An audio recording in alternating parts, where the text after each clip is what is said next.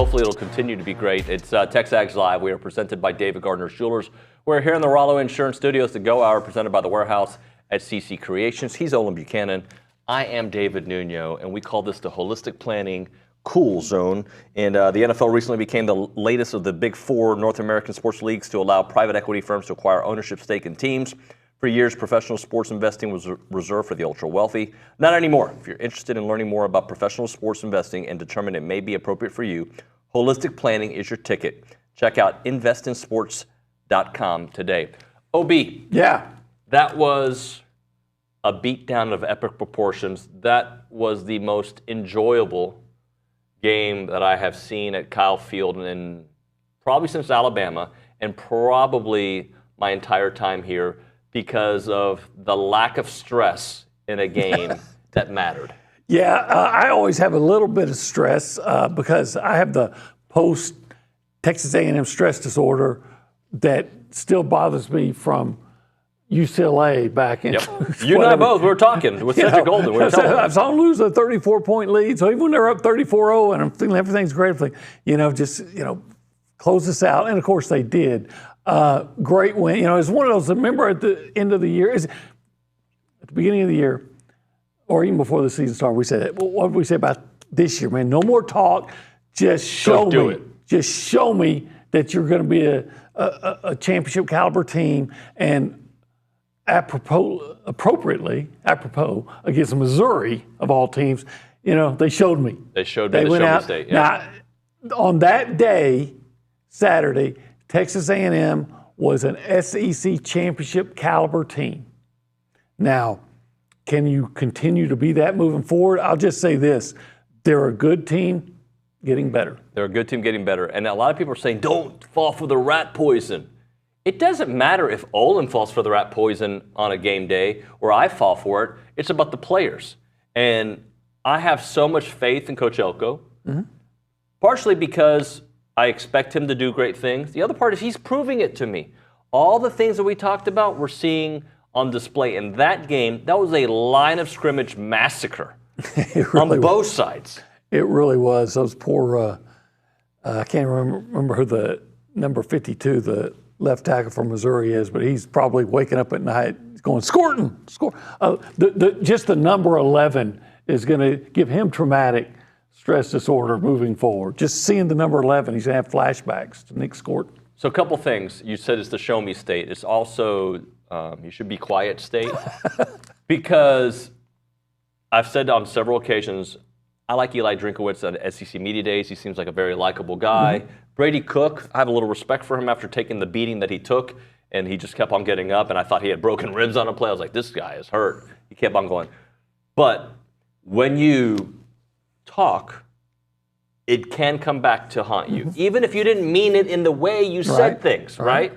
Like, we live in a world, 140 characters means the world, right? And you see a tweet about something, that's what you believe no matter what, no matter the candidate, no matter the sport, no matter what. I give Brady a little more of a pass. Because first of all, well, not only did I listen to it, and some of the quote was taken out of context, but also he's a college kid. Yep. And I've defended A&M players for saying things before that maybe a little bit taken out of context, maybe they should, but they're college kids, right? When you're a coach like Eli Drinkowitz, who I like, and you're talking about everything's just semantics, I'm preparing for the other guy, or you can say the other guys as the list on the starter, as the starter on the depth chart, and you don't even seem to know the other guy's name. Now that opens you up to be ridiculed, and I think Connor Wigman ridiculed him. Yeah. I don't think he'll ever refer to Connor Wigman as the other guy or the other kid again. Even if he was trying to do gamesmanship, which I don't know, like if you believed it or not, and the whole sister situation with Marcel not allowed to go to practice, whatever, you just open yourself up for criticism. Let's open ourselves up for criticism, because I'm sure I was totally wrong on the three things that I wanted to see on Friday. Well, let's see how much I hit. I got it right here. Here's Friday's show. Okay. Down the field passing. Saw that. Passing that opens up the run. Yeah. Running that opens up the pass. Did we see that? All those things. Oh, okay. Okay. So I'm one of three, so four. Let's see. Red zone sevens. Did we You saw those. They made it to the red zone, was it 5 times? And they scored 4 touchdowns and 1 field goal, I believe? Yeah, I believe that sounds about right? That sounds about right. Oh, 2 for 2. Okay, 2 cool. for 2.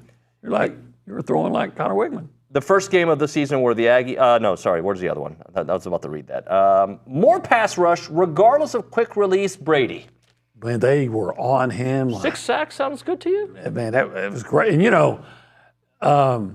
he was very fortunate that he's as mobile as he is, because there was a couple times he did escape pressure. Now, one time he threw a touchdown pass when he escaped because Shamar Stewart was getting mugged, but still.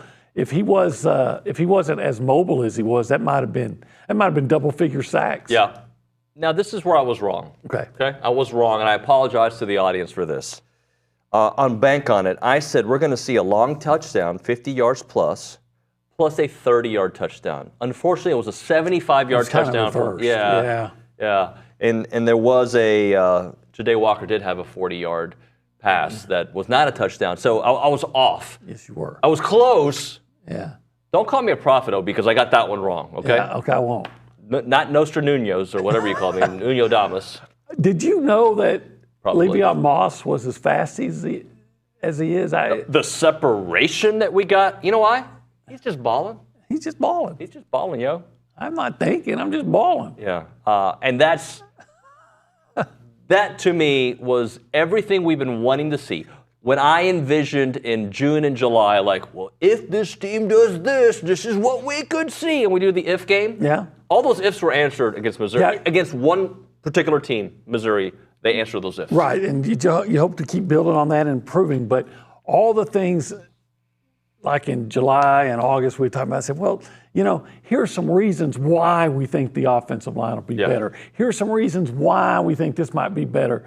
And they're actually, at least to now, or since the Notre Dame game, have we been are all correct? coming into fruition. Yes. I remember people yelling at us after the Notre Dame game. You lied to us. You told us Connor Wigman was great. You told us we were the most physical team in the SEC. You told us we could run the ball.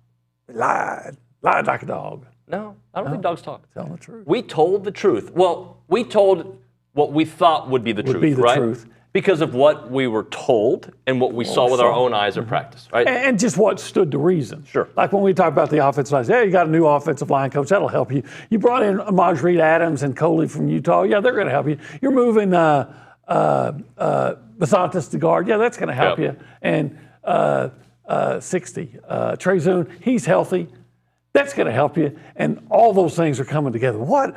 Could you have envisioned the offensive line, though, being this good at this point of the year? No, I did not. And look, you can say to us, because the skeptics will, guys, Missouri wasn't that good, okay? Like, you shouldn't take the... Okay, fine. Missouri wasn't the number 9 team in the country. Okay, sure. They were at the moment. They had won 15 of 17 games. They got a point, though, because Missouri only beat Vanderbilt. I mean, that's the problem. And who did Vanderbilt beat? Did they beat Alabama? They did. And, oh, my gosh. And Alabama beat Georgia? They did.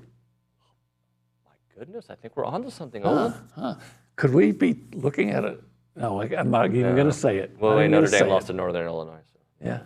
Sorry. Not going to say it. Anyway, so the point, we're just having fun here, obviously. The point here is we've been saying for years, okay? I've only been on this show for 3 years, but so entering the 4th year, right, or in the middle of the 4th year, that if A&M has a good offensive line, these things are possible. Mm-hmm. We saw a game where they rushed for over 200 yards, passed for over 200 yards, and by the way, we kind of buried the lead. Harry Houdini himself, Connor Wigman, came out there. Wigman was excellent. And he did everything we thought he could do. So I don't want to hear he did what we've seen him do before. Yes, but he did it against a team that had a number by its name. He did. And a top 10 team. Mm-hmm. So, people took away, well, yeah, he looked good against Miami, but they lost. Why am I using this voice for I don't know. I think they're actually a lot nicer than that. Hey, David, you've got a great point, but Connor Wigman did lose to Miami. Counter, he was the quarterback on record when they beat top 5 LSU, whatever they were. And he played well in that game. And he played well in that game. He was the quarterback on record against Missouri, who at the time was a top 10 team. Sorry, they were. You can only base it on the information you have at that moment. They're still ranked. They are still ranked. Mm-hmm. So the bottom line is we're very happy because what we've seen, but the stones, because I thought they should go safe. This is what I thought. I want to see both quarterbacks. I'm giving myself that guy's voice now. I want to see both quarterbacks. But I think I start Marcel because he's won 3 straight games. That was my, but I want to see Connor. And I even asked for Connor. He said, you know what? Connor's our starting quarterback. We saw what he did in practice. He's throwing the ball great. We need to be able to throw the ball. Let's run with Connor. You know, and I want to say this. I got a text message Saturday night from Rod Reed. Mr. Reed. Marcel's dad, so complimentary of Connor Wigman. And, you know, it's like we had a brief text exchange, 3 or 4 back and forth, and said was just for the record that just about A&M, they're celebrating, Marcel's celebrating it, that, you know, no issues. What did I see? I saw somebody's tweet, and if it's one of our listeners, great job on the tweet. He says, we don't have a quarterback controversy. We have a quarterback luxury. That was a great tweet. Whoever said that, even if it's one of our competitors, that was a good tweet because it's true, and Marcel even retweeted it. The bottom line is A&M's going to need Marcel Reed this year, right? I like having 2 different types of quarterbacks that can beat you different ways. And in this particular game, throwing the ball down the field, open up the running game, which, you know, the other games, Le'Veon was able to get his yards, but this was a full game of Le'Veon giving you yards. Yeah, and what we saw is when what Le'Veon can do when the safeties can't just recklessly get involved in the run game. They got to we got to worry about these receivers too. So I'm wondering, and I know there's been a lot of apologies on the premium boards of people, hey, I gave up on Connor too early. There's that voice again. But fairly sure, and you know, so every once in a while we get things right. Fairly sure I was on Connor's team this entire time. And I was on Marcel's team too. I was not going to allow the Notre Dame game to change the way I looked at the quarterback that for 3 years I've been talking about, he's the guy. And all of a sudden he's not the guy? Then for 3 years I've been lying to you? No. I still believed in Connor. I think you did too. Absolutely. There was a point where I was like, well, if he can't get out of his own head, right, the happy feet, whatever's happening, then obviously there's something wrong that need to go back to the lab and fix it. A couple weeks away, you know, we forget that it was almost a year between plays, right? Like from the end of from the Auburn game to when he played against Notre Dame, and he was a little frazzled in that game. Notre Dame had a good defense. He was a little frazzled.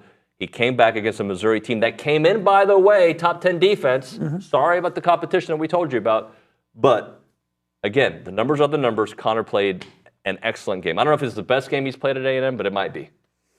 Well, when you consider the ranked opponent, how ranked they are. You know, look, it's one of them, if not the best. Yep. Because, you know, and don't point at yardage. Say, well, throw more yards. Okay, you know, sometimes like the best game he played might have been that one against LSU. It's how you moved your team and what plays did you make. But see, he made all the plays. 18 of 22. Is that good? That's 81%. Huh. Yeah, that's amazing. So, because you'll take 70% and brag about it. Well, it's interesting, OB, that the receivers got separation. They did. Huh. Noah Thomas is becoming that guy. They're all becoming that guy. Ja'Day Walker is a tough guy. Jabri Barber, wasn't it he that made that first tough catch on a third down? Yeah. Well covered. I mean, and how about now Bussey's working into it. What was a concern is starting to become, I'm not going to call it a strength yet, but I'm going to call it not a concern. A solid position group right now. And again, everything else seems to be built. Linebackers played well, I think. Really well, yeah. Yeah. You know, sometimes you got to remember the other guys are good too. And they're scheming to beat you. And Nate Noel had some nice runs. He's a good running back. Because he's a really good running back. But you held him to 37 yards rushing, something like that. And for the 4th straight opponent, 100 yards as a team, 100 yards rushing or less. Yeah, I love it. And a team that relies on the run to open up their pass, by the way. So here's something I thought was interesting, OB. I'm going to read this from Saturday Down South. Okay. Missouri ran 8 plays from Texas A&M's 11-yard line. Mizzou converted 1 4th down, but had to settle for a meaningless field goal with 8 seconds left. They were trying their darndest to get another touchdown in, just to leave on the highest note. I didn't like the timeout field goal, but whatever. They did it. They feel better about it. If I had the over, I would have loved it. and maybe Eli or someone close to him had the over. Right. Well, but the bottom line is that defense, it mattered to them. I was watching their body language. It mattered. It seemed like they had taken some starters out, A&M, and Missouri was obviously trying to score, and it almost, I got the feeling, I'm not saying this is fact, it's just something that looked like to me, like Elk said, oh, you still want to play football? You want to play that game with us? All right, well, yeah, okay, then we'll play football. Huh. Hey, if you want to play phone tag with us or whatever, call us. That was a terrible segue. You can do it at 979-693-1150. If you call us, we'll pick it up on the Boss Firearms Hotline. You could text us on that number as well, 979-693-1150. We go around the room. We say hi to great people. Behind the glass is great Nick Savage. Nick, good morning, buddy. How are you, sir? I just spoke in your ear and not on air. Howdy, good morning, y'all. Howdy, good morning, sir. How are y'all doing? Pretty good, Good, right? obviously. Pretty good. Yeah. Is that what he Yes, I asked? said we're pretty good. Yeah, good. I'm doing great. Doing great. I had a tremendous football weekend. What a freaking weekend. And by the way, the UFC was excellent, the main card, but you guys don't care. Go ahead. Yeah, isn't it crazy how, coming into the weekend, we looked at the schedule and it was just like, A&M's got the ranked game of the week, but everything else is kind of like meh. But it turns out to be, one of the best, could be one of the best weekends in the sport this year. So cool to see, but also cool to see the production out of the running backs, man. 5 touchdowns from Le'Veon and Amari Daniels combined. Just really happy for them. First time A&M has had a running back score 3 or more touchdowns since Isaiah Spiller did it in 2019 against UTSA. That's what Le'Veon did against Missouri. So, again, really happy for him, and what a fun game to go into the bye week, too. Obi, remind me, I believe, and I don't have the box score in front of me, it was 2 touchdowns from Amari to start off, then it was 3 from Le'Veon. I think that sounds right. But regardless, they had 5. Yeah, they did. Amari had nice runs to set up 1-yard touchdown runs. Yep. And then I think Le'Veon had a 1-yard touchdown run, and then the 75-yarder, and then one from about 16 to 18, yeah, something 18 like that. yards. So we'll take it all day. Let's check in at the Angry Elephant News and Social Center. Aggies gathered at the Angry Elephant. We gathered at the Angry Elephant just on Friday. Had a great show. Josh Pate was there, the McKinney brothers. Jackson Oxney is making his debut on TexAgs Live. What's up, buddy? What's going on? How are you, sir? Good. How are you guys? Wonderful. So our audience may not know you. You've been working at TexAgs for a few months. Just kind of give us a little background how you got the TexAgs.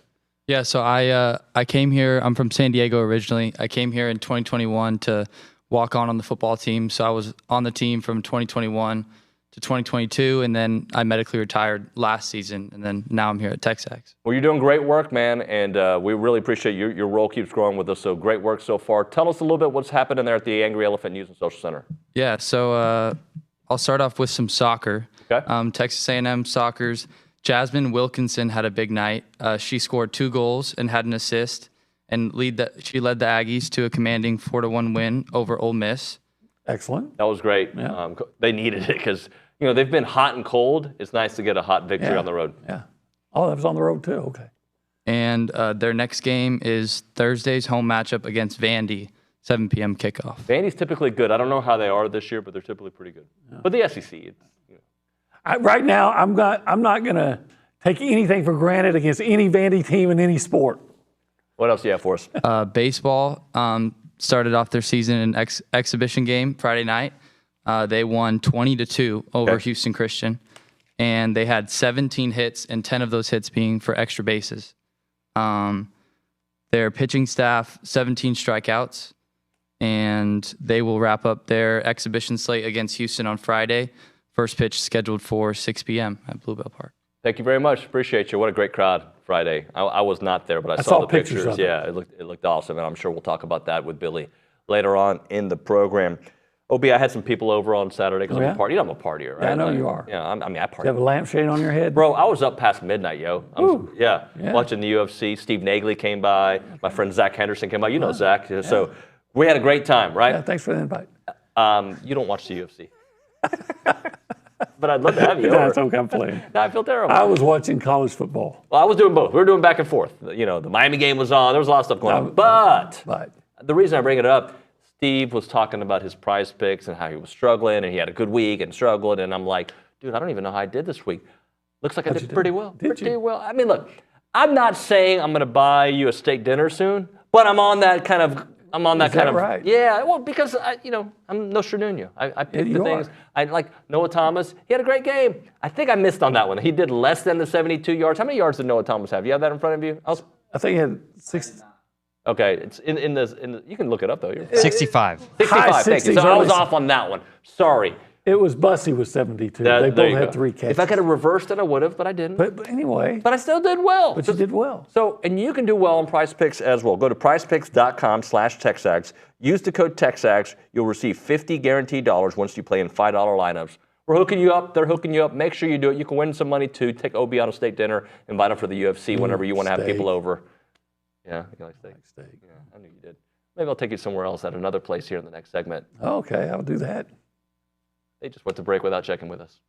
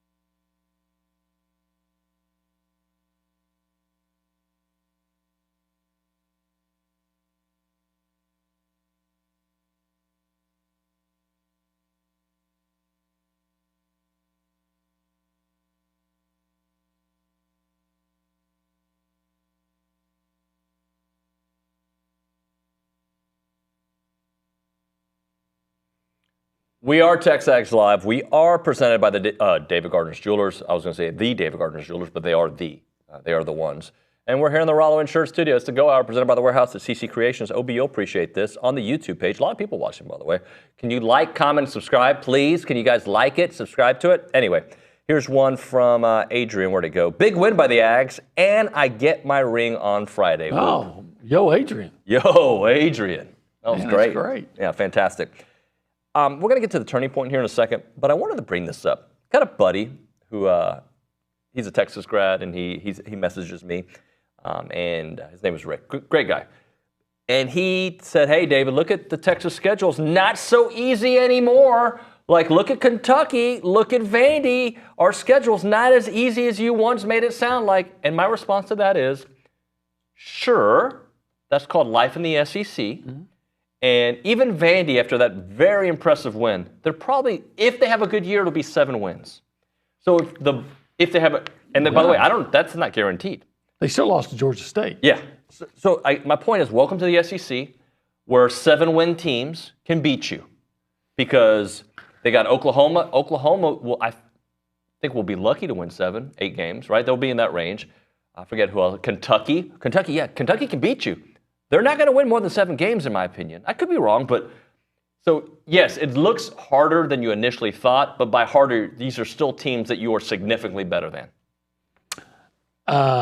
Well, we think so. We think. We think they are. No, should. The should game, like A&M should be. If I had to bet on one of those games, Texas or straight up Vanderbilt or Kentucky, I would.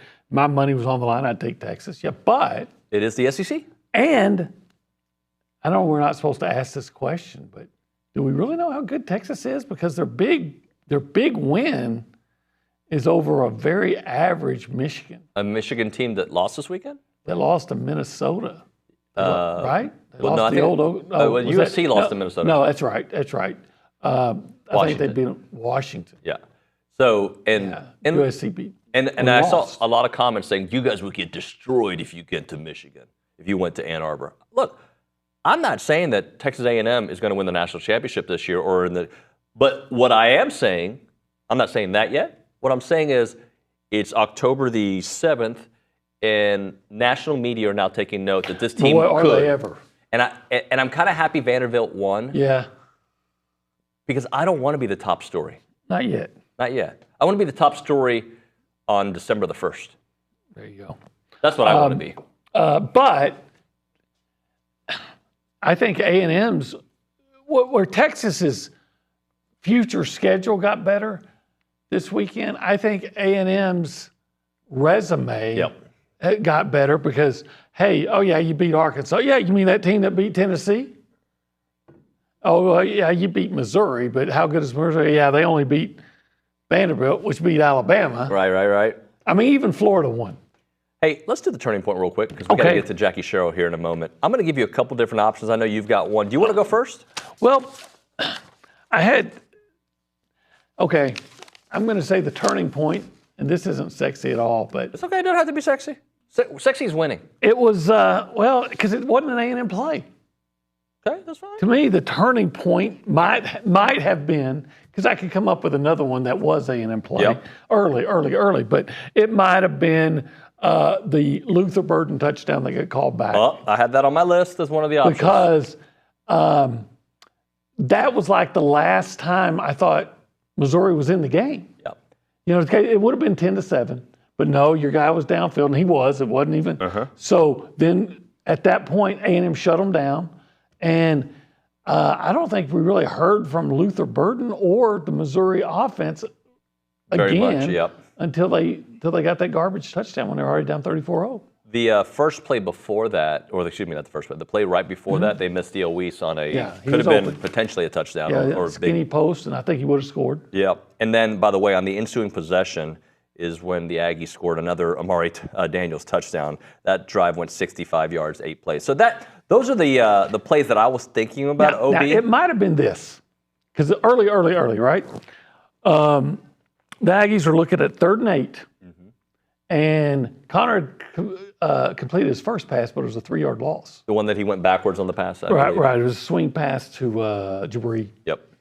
And he goes back to Jabri and reference 13-yard gain. They picked up a key third down. Then next play, 15-yard gain, they go down and score. Yeah. And maybe when you saw him complete that pass, come back, you're like, wait a minute, we're getting a vision of what Connor Wigman's going to be today. Yep.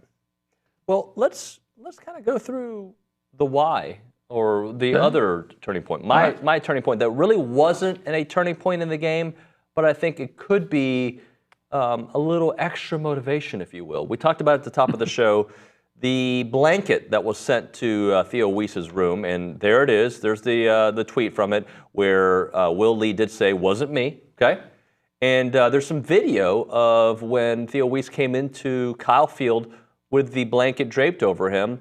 You know, kind of coming in a little cocky. Love it. ABC 17 somewhere, I guess, out of Columbia with the video covers there. You know, making it a bigger story than it needed to be. I think that, by the way, was not the turning point, but a potential turning point in that locker room for that defense. Because then I think we have one more tweet to show you. Pro Football Focus had Will Lee as they had his ratings. There it is.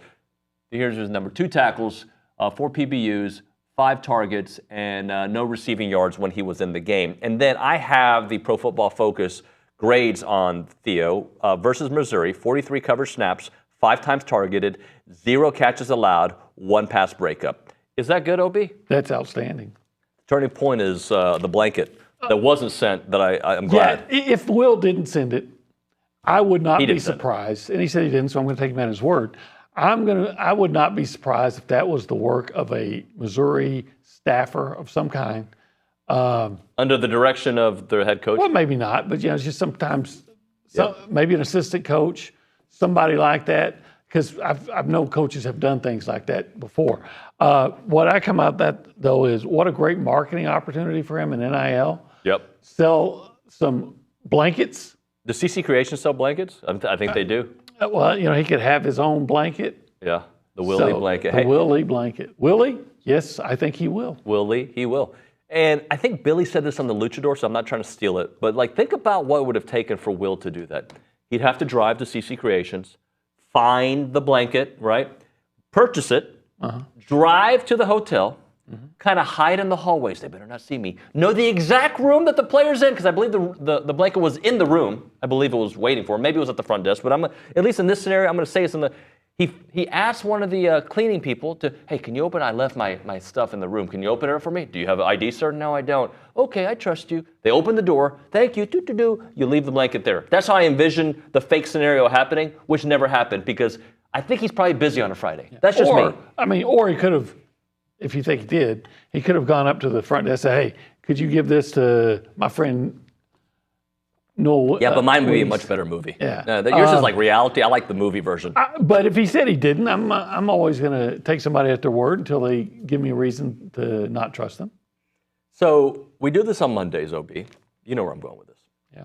Every time there's a great running performance, I think that Le'Veon and Connor should call his offensive line and say, gentlemen, you guys deserve to eat. You deserve to eat as much meat as you want. Meat. Carnivore diet at its fullest. I'm going to take you guys to 17. Yeah, I was going to say, because the way Le'Veon Moss is running, he may finish with 1,775 yards. Well played, the sir. Season's over. So, that offensive line is letting Le'Veon Moss eat, so he should let them eat at 1,775. They allowed Connor Wigman to eat too. Oh, I would. Right, yeah. Let everybody should eat at 1,775. You know what? I ate there on Friday. You did go there on Friday. And you know what the best part of this all is? Everybody did their job on Saturday, right? Everyone did everybody, so they should all eat. We're actually better talk show hosts when they win, so we should go eat too. We should go eat. Well, I'm always ready to go eat. But now they should pay for it under this scenario. As long as I don't care who pays for it, as long as it's not me. But let me tell you something. Whatever it is, it's worth it. Thursday through Saturday, 11 a.m. until they're sold out. Online ordering turns off at 10 a.m. 1775 txbbq.com. Check it out.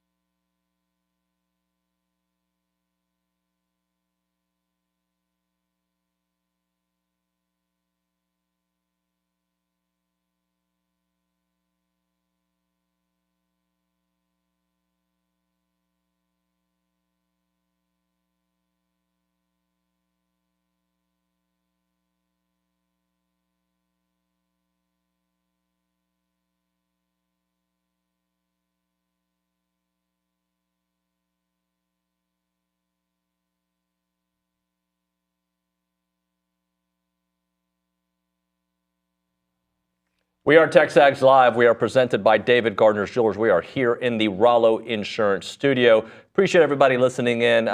Before we go to Jackie Sherrill, let's go to the Angry Elephant News and Social Center. Try to get a text in because my computer froze. I need a few seconds to get this spot up. So Jackson Oxney, I didn't mean to snap at you. Give us one of these text messages. Yeah, we got a text from Bruce from Belton, and he said, Saturday's game is why I've been saying 10-2 is the floor. When you have great players and great coaches, 41-10 happens. This is true. Can't argue with that. Go ahead. That definitely did make 10-2 seem very realistic. Today, realistic. And I'm not sure that 11-1 isn't either.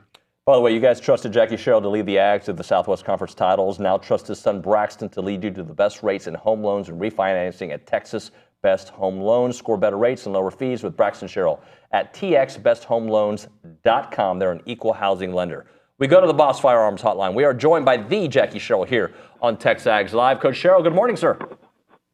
Good morning. How are you guys doing? We're wonderful. Coach, I'm sure you felt this as a head coach. We're a lot better at our jobs when the team wins. Obviously, when you were the head coach, you were a big reason that the team won. Just talk about the great performance from the Aggies. Well, Connor was a different player than he was at Notre Dame. And, you scratch your head and try to think why, but you got to give the young man a lot of credit because sometimes when you have a performance like he did at Notre Dame, then mentally it really does a set or makes a difference. But, going 18 for 22 for 276 yards and 82%, any quarterback would love that. But, you look at the overall game, how the performance, and, no turnovers. The time of possessions, they almost had 7 minutes more. And then you look defensively when you hold your opponent in rushing at 68 yards, but 2.3 yards per rush, that's really saying a lot about your defensive front. Then you look at your rushing game when you go 6.6. So that means that the offense and defensive linemen are getting to a point that you need in the SEC to win games, and you got to tip your hat to them. Hey, Coach, Olin here. Look, we all know that the offensive line was a point of huge concern last year, frustration even. Why do you think that they've made such remarkable improvement from one year to now in that area? Well, you'd have to give the coaches credit, the offensive line, but you also have to understand they're doing things that the offensive lineman can do. They're doing things, asking Connor to do things that he showed you that he could do. It's not how much the coaches know. It's how much the players know. And your job as a coach to find out what your players can do and do well and eliminate things they can't.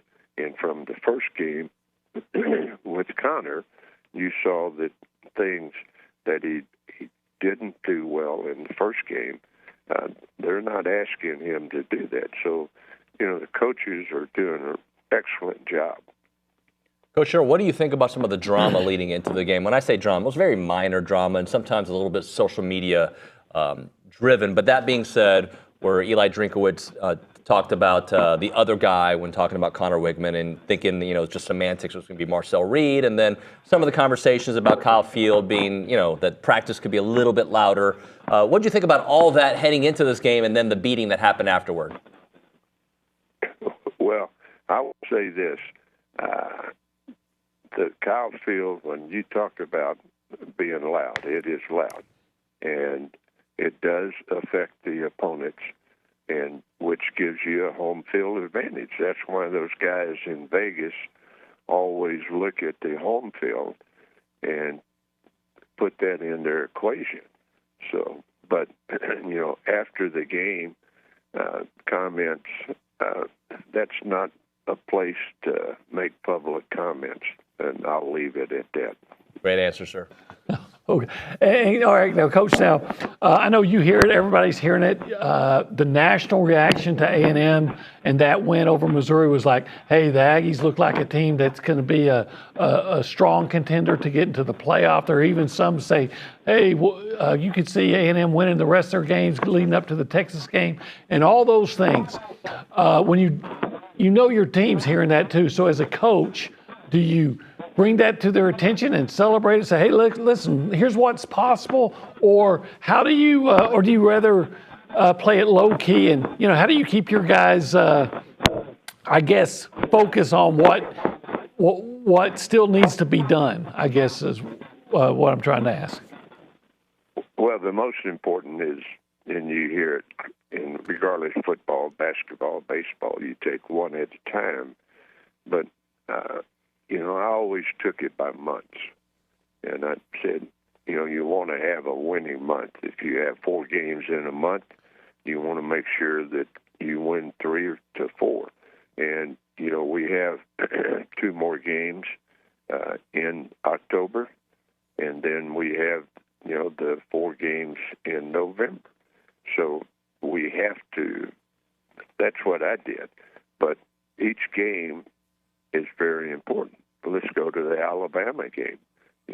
A week before, they beat Georgia. They were the talk of the nation. And then they go in to play Vanderbilt, which Vanderbilt hadn't beaten them in 40 years. And then all of a sudden, they're not the same team mentally, and they just waited around until they couldn't pull it out. So, we have an off week. Then we have to go to Mississippi State, and playing in Starkville is not an easy place, even though it's not, the 80, 90, 100,000 stadium, but the Cowbells make up for it. Yeah. But you go to Mississippi State, and then we're home at LSU. So when you look at the schedule, and everybody does, the first thing that pops out, LSU.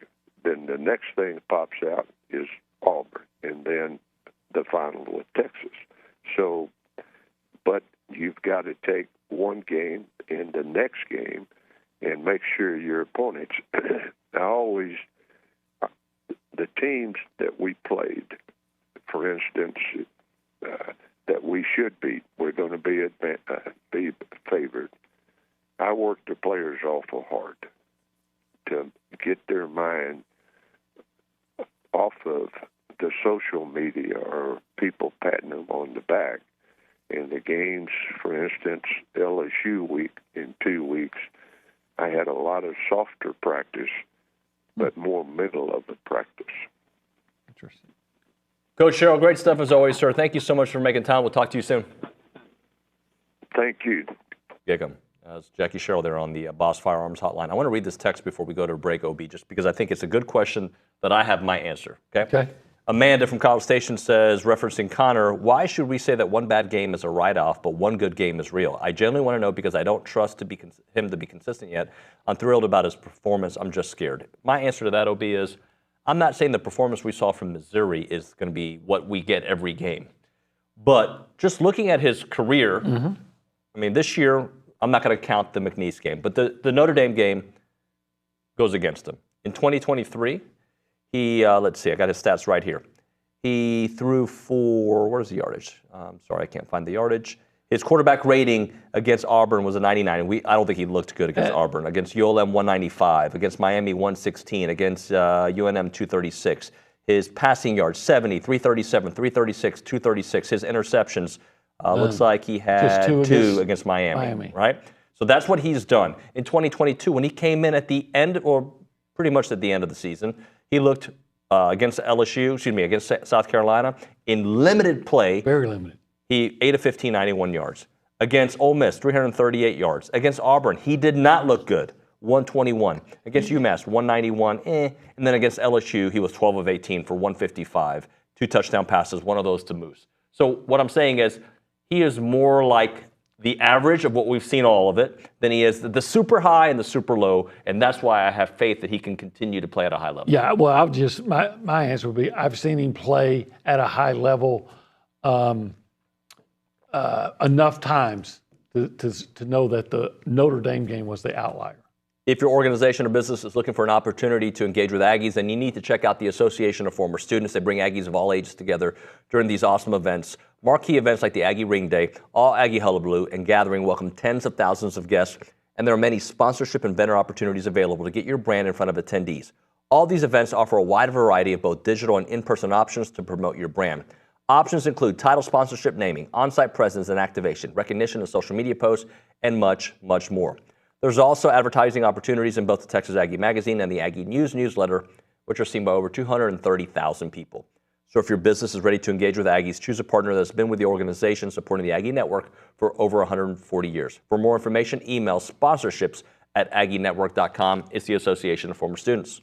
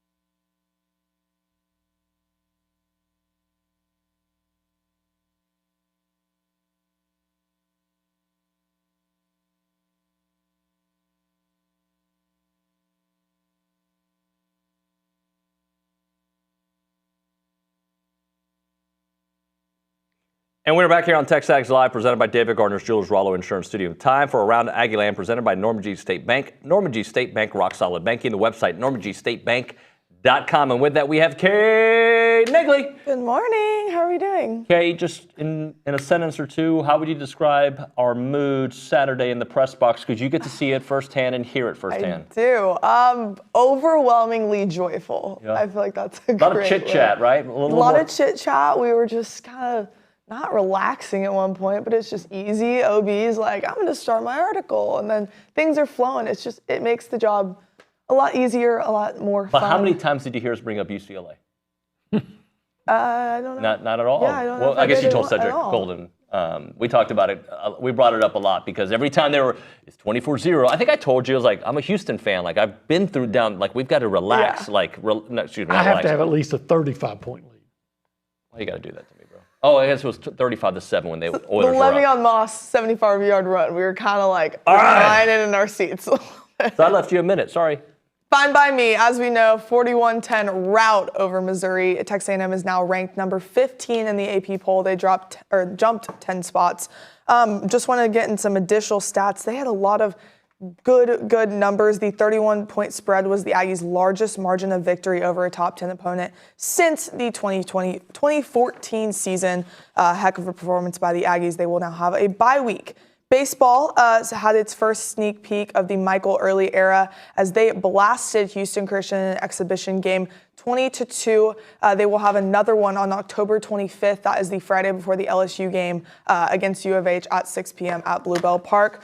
Volleyball also had a huge win on the road over number 24 Auburn. Jamie Morrison and company had their first win over a ranked opponent, taking down the Tigers in 4 sets.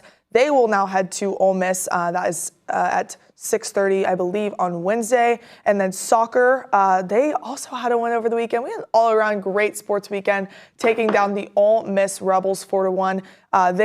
Their next opponent is Vanderbilt. Never underestimate Vanderbilt now. So Good stuff, Kay. Appreciate you. When we come back, Tom Hart, TexAgs Live.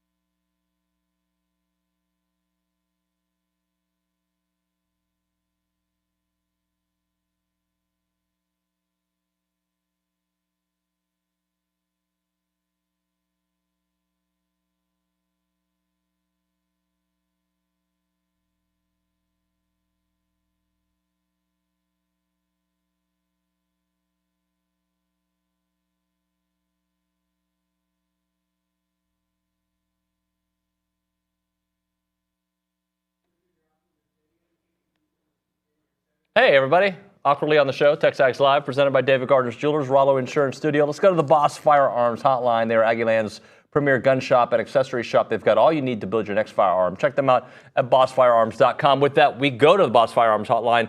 Tom Hart of the SEC Network at ESPN joining us. Tom, good morning, sir. Good morning. How are you today? I'm well, man. I'm well. I wanted to start things off with the chicken. I saw that tweet, and were your friends able to go get some beverages and enjoy a little College Station? I didn't hear back from the chicken. I was really surprised. They've tweeted me before, but I just assumed that they were too busy celebrating already. I was there. I don't know if you and I have talked about this. I was there for the 73-0 A&M win against Missouri in 93. Yeah, 93. And I was not of drinking age, yet we did end up at the chicken. And several Aggies were so kind after the beatdown to take care of us and to make sure we enjoyed our visit. A student reporter? Did you travel quite a bit? I think I lost you for a second. Are you there? Oh, there you go. I got you. Am I here? Yeah, I got you. Okay. You were saying? I was saying that I was at the 73-0 A&M beatdown in Missouri in 93, and we spent a lot of time at the chicken, even though I was not of drinking age. And Aggies were so very kind and hospitable and really took pity on the Missouri fans that day. And the way that that first half was going on Saturday, I thought we were on pace for something very similar. That was an absolute beatdown. I mean, in every facet, in every area of the game. I was, I don't want to say Missouri didn't show up because that doesn't give A&M enough credit for having an incredible game plan. I thought Wigman was sensational. They made Missouri's offensive line, which is supposed to be good, look very pedestrian. And to get that much pressure on the quarterback, I think was key to get Missouri out of its rhythm early on. So what a overall, all around incredible performance by Elko's team. So, this changes week to week, but now A&M appears to be a legitimate team in the SEC, right? A team that, hey, you look at their schedule, what they're able to do, control the line of scrimmage. They're a team that people are talking about. Are you kind of buying in that this is a legitimate team that can make some noise in the SEC? Yes, and I'll tell you why. And I'm just looking at the numbers. I think it's great to have quarterback depth. I think this day and age of if you have two quarterbacks, you don't have one. I think that is antiquated thinking. We were talking about this with Steve Sarkisian a couple of weeks ago, and I don't remember if he said, "Hey, I wouldn't say this out loud" or "Don't share this publicly." So I don't want to put all of the words in his mouth, but it was something along the lines of, it's not the worst thing in the world to play your backup quarterback for 2 weeks in the heat in the middle of the season, early in the season. But it's not the worst thing in the world to play your backup quarterback for a couple of games if you think you're going to be playing well into January or even into late December. These guys need a break in some ways. Anyway, nobody wants to lose Connor Wegman. They want him to be perfectly healthy. But to be such a varied offensive attack, depending on who's in there, I think would give me confidence if I were an Aggie fan. And most importantly, though, I think the run game is so key. And Le'Veon Moss was just outstanding. I mean, you average over 11 yards a carry in an SEC contest. That is first rate. That is, you can't ask for anything more than what he did. And if they can continue to get that kind of pressure from the D-line and linebackers, and they can continue to lean on the running game with Moss, and man, they're in really good shape. I got Tom Hart here on TexAgs Live, presented by David Gardner's Jewelers. Let's talk about the decision to go with Connor Wigman. That's the Connor that I think we all envision he could be. Now, if he can sustain it against several opponents, that's going to be the question. But the decision to go with him, to me, was just pretty incredible, especially considering how he played in that game. It's one thing to make the decision and then people, second guess you. He played up to the level we expected.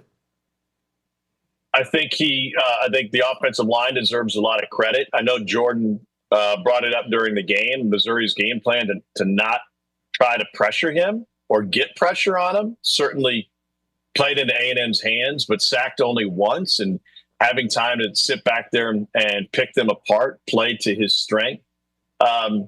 Let me ask you this. This has been kind of suggested, but I didn't see anything specific. Did Eli Drinkwitz say that they prepared for the other quarterback? That was kind of thrown out there. He did say that? Yeah, and Nick, I don't know, do we still have that soundbite? If you can find the soundbite, we'll play it for Tom here in a second. We do have it. I think the way he phrased it was that it's all semantics. We're preparing for Marcel Reed, not the other guy. Basically is what he said, and he actually used the other guy. Now, was he trying to play games with A&M? Who knows? But it certainly looks bad on the other side whenever that happens, right? Like, if you open yourself up with that kind of commentary and Connor Wigman comes in and does what Connor Wigman just did, then you look like your team wasn't ready for Connor Wigman. Oftentimes we ask coaches, and if I was doing this game, we would have asked, Missouri this question. Hey, do you prepare differently if it's Reed versus Wigman? And the answer you get 99% of the time is, no, really no different. They're going to, obviously a couple of more run plays with this guy over that guy, but they're going to do what they do. That's kind of the generic answer. I don't know that there's an offense in the country that's, like, Texas isn't vastly different, whether it's Ewers or Manning, right? A&M is different. Like, that is a whole different game plan and a whole different mindset for your team. So then you step out there and there's 107,000 screaming people, and now you've got, just put yourself in the shoes of those defensive players, right? All of a sudden, wait, hold on, but what are we doing in this situation? How do we handle this? We didn't prepare for this, and now you're down early, and like I could see how it would be an avalanche for them if. And listen, it's not like they weren't prepared, but there is a difference between preparing for a guy who's run first and a guy who's one of the best passers in the game. There is a huge difference. So I'm going to put you on the spot, and I apologize. I'm going to let you listen to the soundbite. I say it like I'm the king. Yeah. We're going to play the soundbite for you, but I want you, if Nick can set it up for you to be on camera while you listen to it, and I want your facial expressions to tell the story. Because maybe I heard it wrong, Tom, okay? Maybe I heard it wrong. Okay. Is that possible, Nick? Can we do that? We can try. He's not sure. I don't know if we can do it. So I'll just watch you and I'll tell the public. All right, here we go. Yeah, here's the soundbite. I mean, at this point, I know on their depth chart it says the other kid's the starting quarterback, but I mean that's just semantics in my opinion. The guy's 3-0 as the starter, and whether he's listed as questionable or whatever, I don't see them going back. So they're 3-0. They clearly have a different offensive identity with this guy as the quarterback, and they've developed an offense that fits around his system. It's a little, I wouldn't say a little bit different. It's a lot different than the first game of the year. So, I mean, if they go with the other one, they go with the other one. But they've kind of already built the offense towards this, towards Marcel. And, I think he went out with the press conference yesterday. So whether or not there's semantics around it, I fully anticipate Marcel being 3-0 as a starter is going to be the starting quarterback. There you go. That was midweek, I presume? I think it was Monday or Tuesday. Yeah. Here's what I hear from that. What I hear, and I don't mean to be spinning it, but what I hear is that Eli Drinkwitz thinks Marcel Reed is a great quarterback and thinks that he's better than Connor Wigman, and thinks that if I were in A&M's position, would I play Connor Wigman, healthy or not, because he hasn't looked great so far this season. Right? He didn't look great against Notre Dame. Or would I play the guy who has won 3 straight games and has us in a rhythm offensively, and we look better with Marcel Reed at quarterback? That's how coaches oftentimes think, right? Like, well, what would we do? Well, hey, staff, what would we do in that situation? We play the kid who's won 3 straight. Yeah, that's what they're going to do. And that's sometimes how you reach those conclusions, even though, it's kind of staring you right in the face. So what was it, Princess Bride, where they switched the poison like 2 and 3 times? Oh, yeah. Like, you think that I think that you think that that's the poison, but sometimes we complicate things. Like, there's a depth chart. Connor Wigman's listed number 1. He's going to start and go 18 and 22. Ouch. Let's talk a little perception of both programs, right? Coming into the game and now, because I think there were questions about Missouri, but they had won 15 of 17 games. So there were questions like, they haven't played anybody yet. We got to see it. A&M on the other side was, well, the last time we saw them on a national stage like this was Notre Dame. They did not look great. Florida was a national game, but that level of top-ranked teams, they didn't look great. So are they going to show up? Yeah. So now what's the perception? Well, it's flipped, right? I mean, there's a reason A&M was a favorite in Vegas going into that game. I say in Vegas, in everywhere, going into that game. And it's because Missouri has a lot of shortcomings. And they got the benefit of the doubt based on what they accomplished last year, based on having Brady Cook back, based on the fact that, Cody Schrader led the SEC in rushing yards last year, but he was a nobody running back coming out of school, so he's easily replaceable.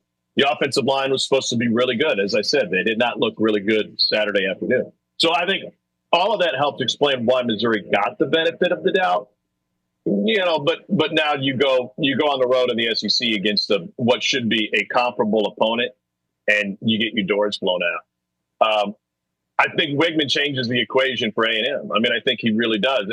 And to Drink's point, A&M didn't lose a game with Marcel Reed. Like, he's a good quarterback. He can do things back there that create issues.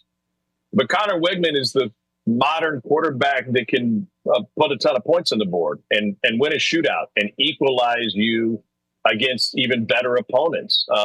Missouri's secondary was always a question based on the guys they lost to the league after last season, and he exploited it. So, yeah, I think the jury was kind of lukewarm on Missouri anyway, based on their top 10 team by ranking.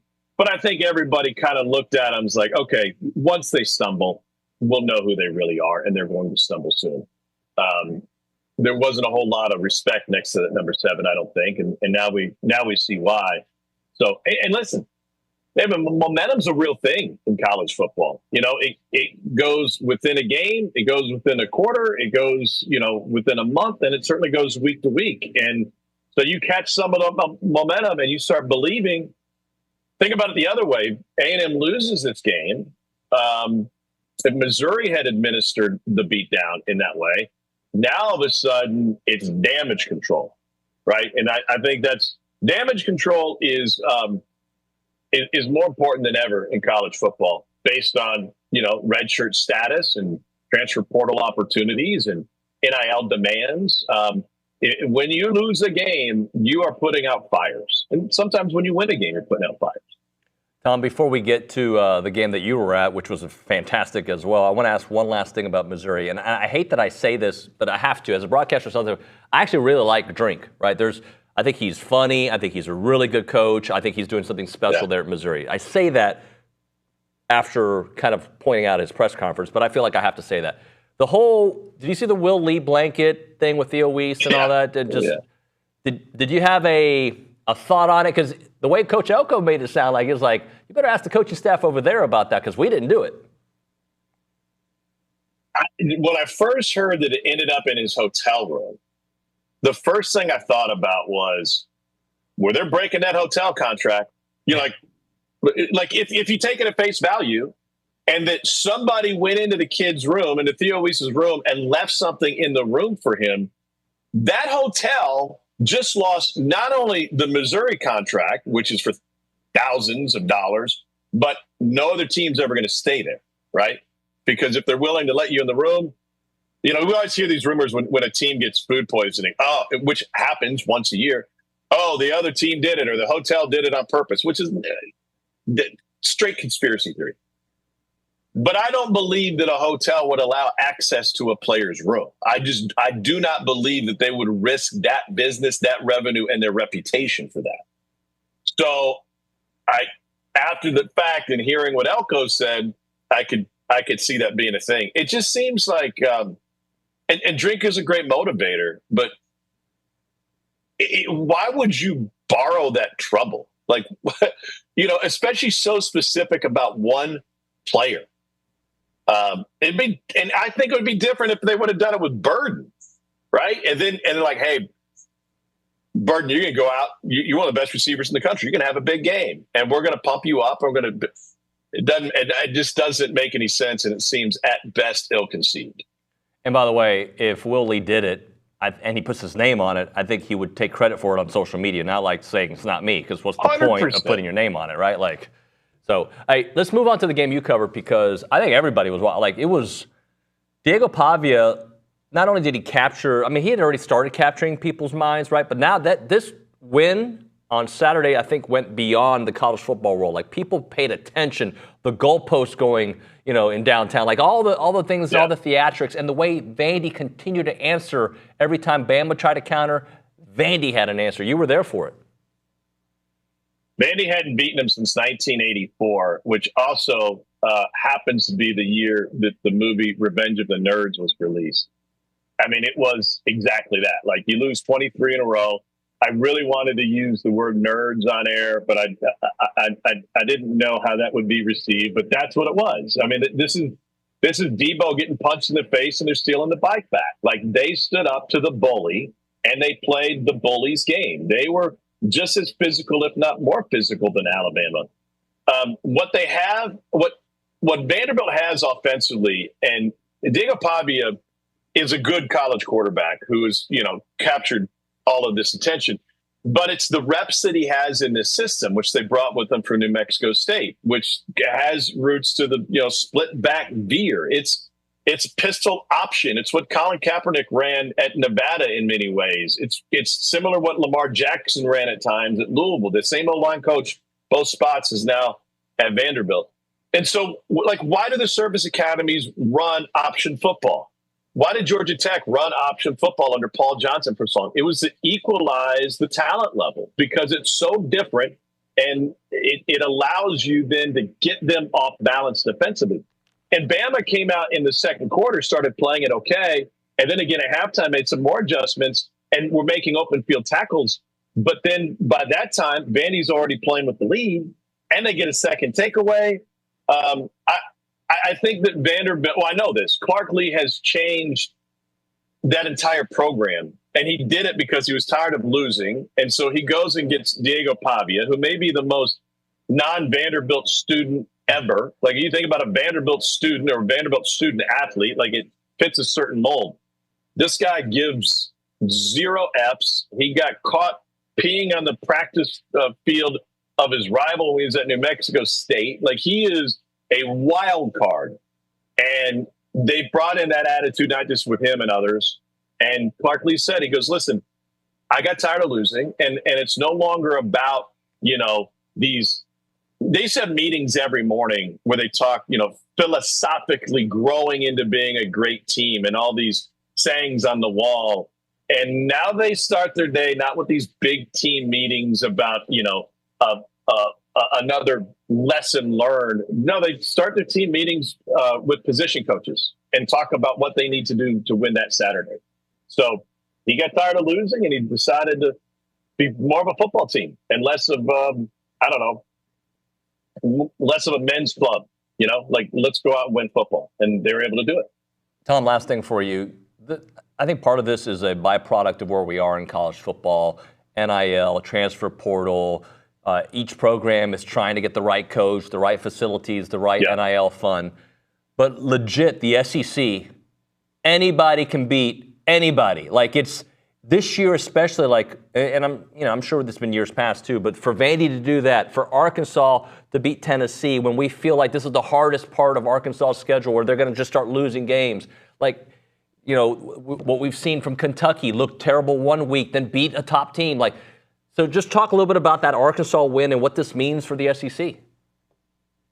Well, I did go back to Vanderbilt, for example, to use them as an example. They're no longer a developmental program. It's no longer get a guy in here, teach him how to be a man, teach him how to be a great student, teach him some football, and then by the time he's a junior, he can help us compete. Nobody has time for that anymore. Like, it's get on the field, try to win game, put your best 11 guys on the field. And it's not just bringing players in, it's retaining those players. So, Arkansas lets KJ Jefferson walk out the door. They invested another quarterback who, by the way, didn't finish. I don't think he finished the game. I know he left for a time Saturday night. But if you're able to retain talent, that's a win too. And so you're able to level this playing field. Bama lost. I mean, think about the people Bama lost, and they lost best defender to Ohio State. They lost a wide receiver to Texas. They lost an offensive lineman. Forget where he went. Anyway, like there's former Bama players all over the place. So yeah, there is less of a collection of talent at the higher levels than there's ever been. I thought Tennessee had great depth on the defensive side of the ball. I thought Nico Iamaleava is good enough to win as a freshman. He made a lot of freshman mistakes. Arkansas's got a veteran quarterback, and Arkansas's offensive line, Sam Pittman's specialty, was magnificent against a Tennessee. Like, they got 3 levels of attack on that defensive line. They are loaded. They got a bunch of dudes. They couldn't do anything. They couldn't get it done against Arkansas, and I think that's where Arkansas won that game. And to your point, now it's going to look more like the NFL. Like, you're going to have 2 Chiefs lost 4 regular season games last year. That's okay. That's okay. They have time, by the way, to get Travis Kelce up to speed. That's fine. Like, they could lose a game. They could lose a couple. They can lose 4, still win the Super Bowl. I think we need to change our line of thinking as to what we think of as great teams in college football, because the playing field has been leveled. Tom, great stuff, man. I appreciate your time, buddy. I did. Be good, bud. See you, man. Tom Hart on the Boss Firearms Hotline. We'll hit a break here. We'll come back. I think Billy should be in studio by the time we get back here. I want to talk about Bird Dog. You heard about the hunt I'm going on. It is on November the 6th through 8th at Brady, Texas. It's called the TexAgs Wing Shoot. It's going to be great. Chris Harrington's going with me. I'll be there. It's going to be my first real hunt ever, my only hunt, to be honest with you. I'm going to learn a lot. I've been wanting to do this, and the folks at Bird Dog have set it up, and that's not the only thing there. There's going to be a country music star legend performing on that first night that we're there. Tickets are $2,000. Let me tell you about this awesome 5-star Hill County ranch. Guided upland hunting, all-inclusive food and drinks, exclusive Aggie hangout, and grab your spot while you can. The hunt is November 6th through the 8th. Brady, Texas. Tickets are $2,000 per hunter. And trust me when I say it's going to be a fun event. It's going to be really, really good. Think about an Airbnb for hunting when you think about Bird Dog. They're a fantastic, streamlined booking process. Makes it easy to find hunts. They make it easy for the landowners. It is really a place that will take care of all your needs, right? Corporate group, friend groups. They handle all the logistics so you can focus on the fellowship and having fun. They can elevate those experiences with add-ons, live music. We're going to have that, helicopter hunting, cooking classes, and much, much more. The website is birddogit.com/TXAgsHunt. That is birddogit.com, TXAGSHUNT. Check out Bird Dog.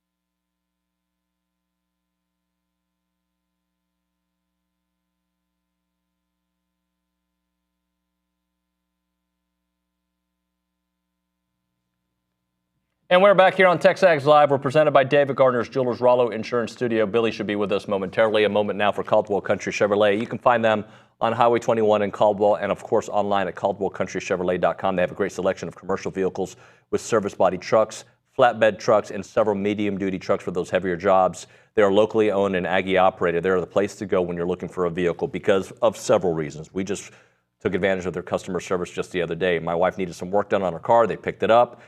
They dropped her off at work. They brought her back the vehicle. They have a complimentary pickup and delivery for their service customers. They have free oil changes for life on the life of your purchase when you buy the vehicle at Caldwell Country Chevrolet and you keep that purchase. It's the place to go. Great trade-in value, great value on your vehicle. Like, it is just, the whole experience is phenomenal. About a 15-minute drive, the edge of Bryan to the ends of Caldwell, or beginnings of Caldwell, I should say. Short conversation away, but you'll see the difference when you step on the lot and do business with the good people there at Caldwell Country Chevrolet. Highway 21 in Caldwell, online, caldwellcountrychevrolet.com. Let's go to the Angry Elephant News and Social Center. Jackson Oxney is there. He's got a question. Oh, Billy just broke the door. Jackson, what do you have for us, my friend? Yeah, I got a question from the YouTube chat from Dalton. He said, curious to hear your thoughts, David, on what an upset is. It's been quite the debate lately. Is it based on spread or rankings? Well, I think it kind of depends on the situation. I'll let Billy kind of, whenever he gets chimed in or gets his microphone, chime in on this. He's singing, by the way. I think, what? This is the second day in a row you've mentioned my hair. Yeah. Sometimes the fro shows too many grays, so you go short. That's why, the old shorteroo. Anyway, I think it is all dependent on the level of program that you're playing against, what the spread is, sure, the rankings. There's a lot of things that go into it and what storylines happen in the game. Quarterback goes out and you find a way to win that game. Zach Calzada beating Alabama obviously is an upset on many levels, right? It's Alabama, your backup quarterback playing, you've been playing terribly. I don't know if I'd call what happened Saturday an upset because A&M was favored to win that game. I would say what the upset was the amount of destruction that A&M caused. Like, I don't think anybody predicted that kind of beatdown. And with that, I asked the great Billy Liucci, what is your definition of a blowout, or not a blowout, sorry, an upset? Well, I think they're talking about Barstool cranked that up the other day, whether or not that was going to be an upset if A&M beat Missouri. I think the way the game went was an upset. Yeah. You know, when the lower ranked team, regardless of point spread, when the lower ranked team beats a top 10 team, when the 25th ranked team beats a top 10 team by 4+ touchdowns, it's an upset. The way the game went was an upset. Being up 24-0 at halftime, 34-0 before Missouri even scored. The nature of that game was an upset. Yes. A&M winning, was it an upset? It's weird because I would say by point spread, no. I would say by the amount of people around the country that were, asked and picking A&M over Missouri or vice versa, like if you did a percentage of people that cover the game that picked A&M versus picked Mizzou, it would be fairly even, maybe even leaning A&M's way. From that standpoint, not an upset. But I think when you describe the game and coming off of what happened Saturday in college football, it is added to the list of top 10 upsets. Right. And I know if Texas A&M was ranked number 9 and going to play the 25th ranked team on the road, even if the Aggies were a 1.5 underdog, I think I would expect my 9th ranked Aggies to go in there on the road and beat the 25th ranked team in the country. So from that standpoint, I do think it's an upset, but I by definition, I don't think so, because upset to me means that the winner was just a pretty significant surprise to the world of college football, to a conference, to the two fan bases, to the media. That wasn't the case. Now, what was the big surprise was how thoroughly A&M kicked the crap out of Missouri. Yep. And I believe I can say that. Now, I was looking back, and by the way, I deleted the cover story. So that was great this morning. Like on accident? Zane and them will get on me about how I was typing it in as I was sitting there at breakfast this morning. I mean, I deleted like an hour's worth of work. So that's going to be a little late, but that's fine because Steve McGee has to come on Tuesday. How does that happen? It's a long story. Maybe someone's talking to me while I'm trying to write. Maybe, boom, delete. And before I can go back and control, what do you do? Control X, control whatever to Do you write it on Google Docs or do you do it on Word? Or? It's a long story. I'm really interested. You're talking to the same guy that was using dial-up internet like 5 years after people used it. And AOL, Seth would Prodigy. always try to get me to change it. And another buddy of mine, I would just yell at them, "This is how I like it, leave me alone." Okay, I get that. This was 20 years ago, and I was acting like I was 90. This is what I want. You could literally hear the dial-up. So good old 90s. the way I do the cover story is probably antiquated to the point that people will laugh. But it's how I do it. It's Whatever what your creative it's process the way is, I I like like it. the view of it. I like the. Yep. Well, it backfired today. Yeah, I can And tell. it was all I could do not to pour hot coffee on someone. But then someone came over and they were, and I'm joking with the person because they know who they are. They came up and I was like, boom, boom, I looked up, boom, highlighted everything. I was like, oh, and then accidentally hit one more button, gone. And then talking and hit one more button, and then you can't go back and do the Control X or whatever it is to restore. So, anywho, Can I just give you one little, just please, one thing. Let me just say one thing. everyone's got their own advice right now. As they're Let me just, listening to this. if you use Google Docs, same kind of experience, Yeah. except you can go back to edited revisions from before. You can go back 2 or 3 from before. Yeah, I'd say that would have been nice right now. So. But I know what I said, and what I was saying is, we talked about this when A&M when A&M lost to Notre Dame. We sat here, you and Olin came in with the face. I was and sad. and the tones, the muted tones, and we sad. got in trouble for bringing, Shane Gillis on the show. That's true. Somebody, and yeah, good that, friend. that comment pissed me off, and it still pisses me off. So if it's you, I don't like you. Still don't, never will. Do you know how charmed of a life you have? 50 Cent and Shane Gillis in weeks of each other? That's fantastic. What I was going to say is this. That we're leaving off Hinchcliffe. We're leaving sorry, off Tony Hinchcliffe, sorry. Who, the biggest football, well, I don't know, but he's a huge football fan. I don't know how, you're pretty familiar with Kill Tony, but Yeah. when he sits down, he's like, when I was 5 years old, I met Jim Tressel, and my dad told me, this is going to be the greatest day of your life, son. He goes, you look back on it. So, like, he's a Youngstown, Ohio, like, football fiend.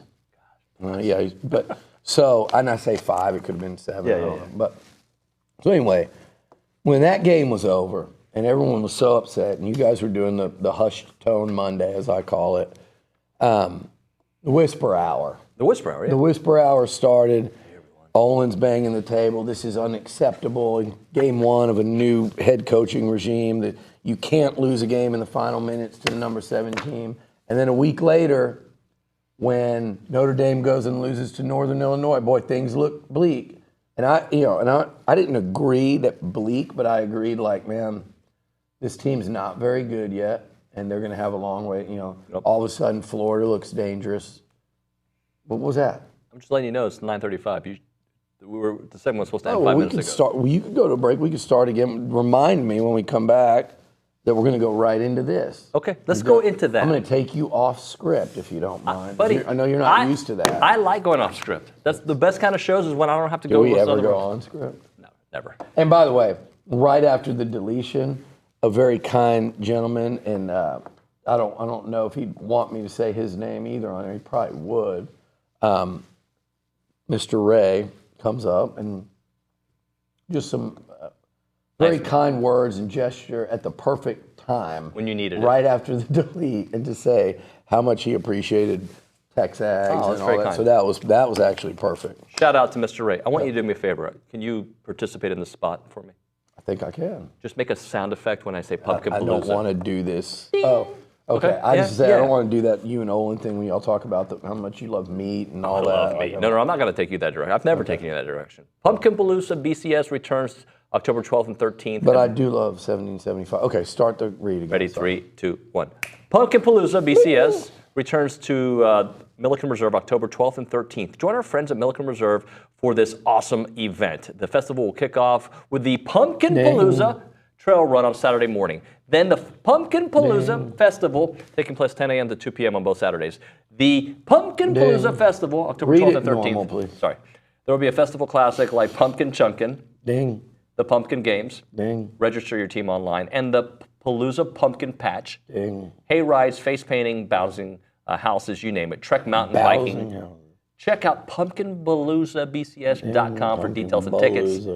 There is also the Pumpkin Palooza Trail Run, October 12th at 7:30. Be sure to register now. Again, it is pumpkinpaloozabcs.com to learn more. And by the way, when you go there, you can get a hookup. Today looks like the last day you can do it. Purchase the code TexAgs, and you'll get 5% off for Pumpkin Palooza. 11. Congratulations. I'm not done. Said, pumpkinpaloozabcs.com. 12. And you said pumpkin 6 different ways in 12 pronunciations. There was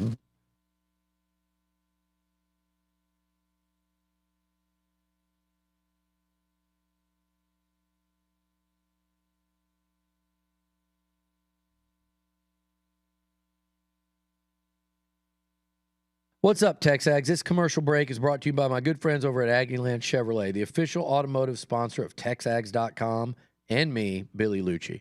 Greg Gunn is the proud owner of Aggieland Chevrolet and invites you to visit the dealership to experience true Aggie hospitality. From their friendly staff to the experienced service team, Aggieland Chevrolet is TexAgs approved. Check out the dealership off of Highway 6 in Bryan or go to AggielandChevrolet.com and tell them Billy Liucci sent you by.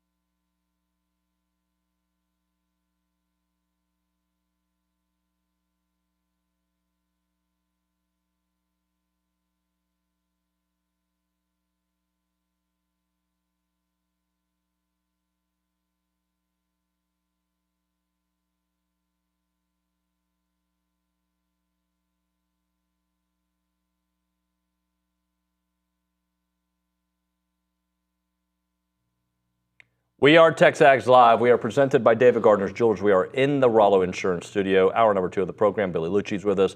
So we left it at the beatdown that this was, and you were going to take it off script, and you like pounded the table because you were going to go into the notes. Yeah. So I'd like to know.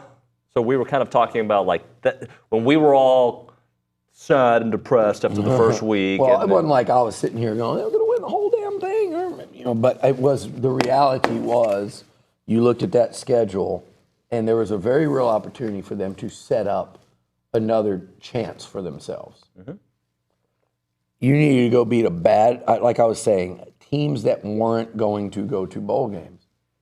Might need to revisit that part now too. We'll get to that in a second. But teams that probably weren't going bowling or that weren't going to crack 500 in Florida and Arkansas, but also teams that you said, if you played the way you did against Notre Dame, right, particularly offensively and then defensively giving up the big play, you were going. They looked susceptible to say, who's to say those games could not go either way? Not to mention, about another in week 2, you realize, damn, Bowling Green almost beat Penn State, who, by the way, still climbing the rankings over here, and you're going, this A&M team that played Notre Dame, if they don't get better, they're going to have a hard time getting out of September with only 1 loss. But you also knew that if they did get better, they could and probably would win those 3 games. Okay, that was then, this is now. What A&M did was find out a week later they lost their starting quarterback, and all they did was go into the swamp with Marcel Reed, and they went up 20-0. In 3 SEC games since, they have led 20-0 and 24-0 at halftime. They were tied with Arkansas 14-14. So what is that? That is 44-0,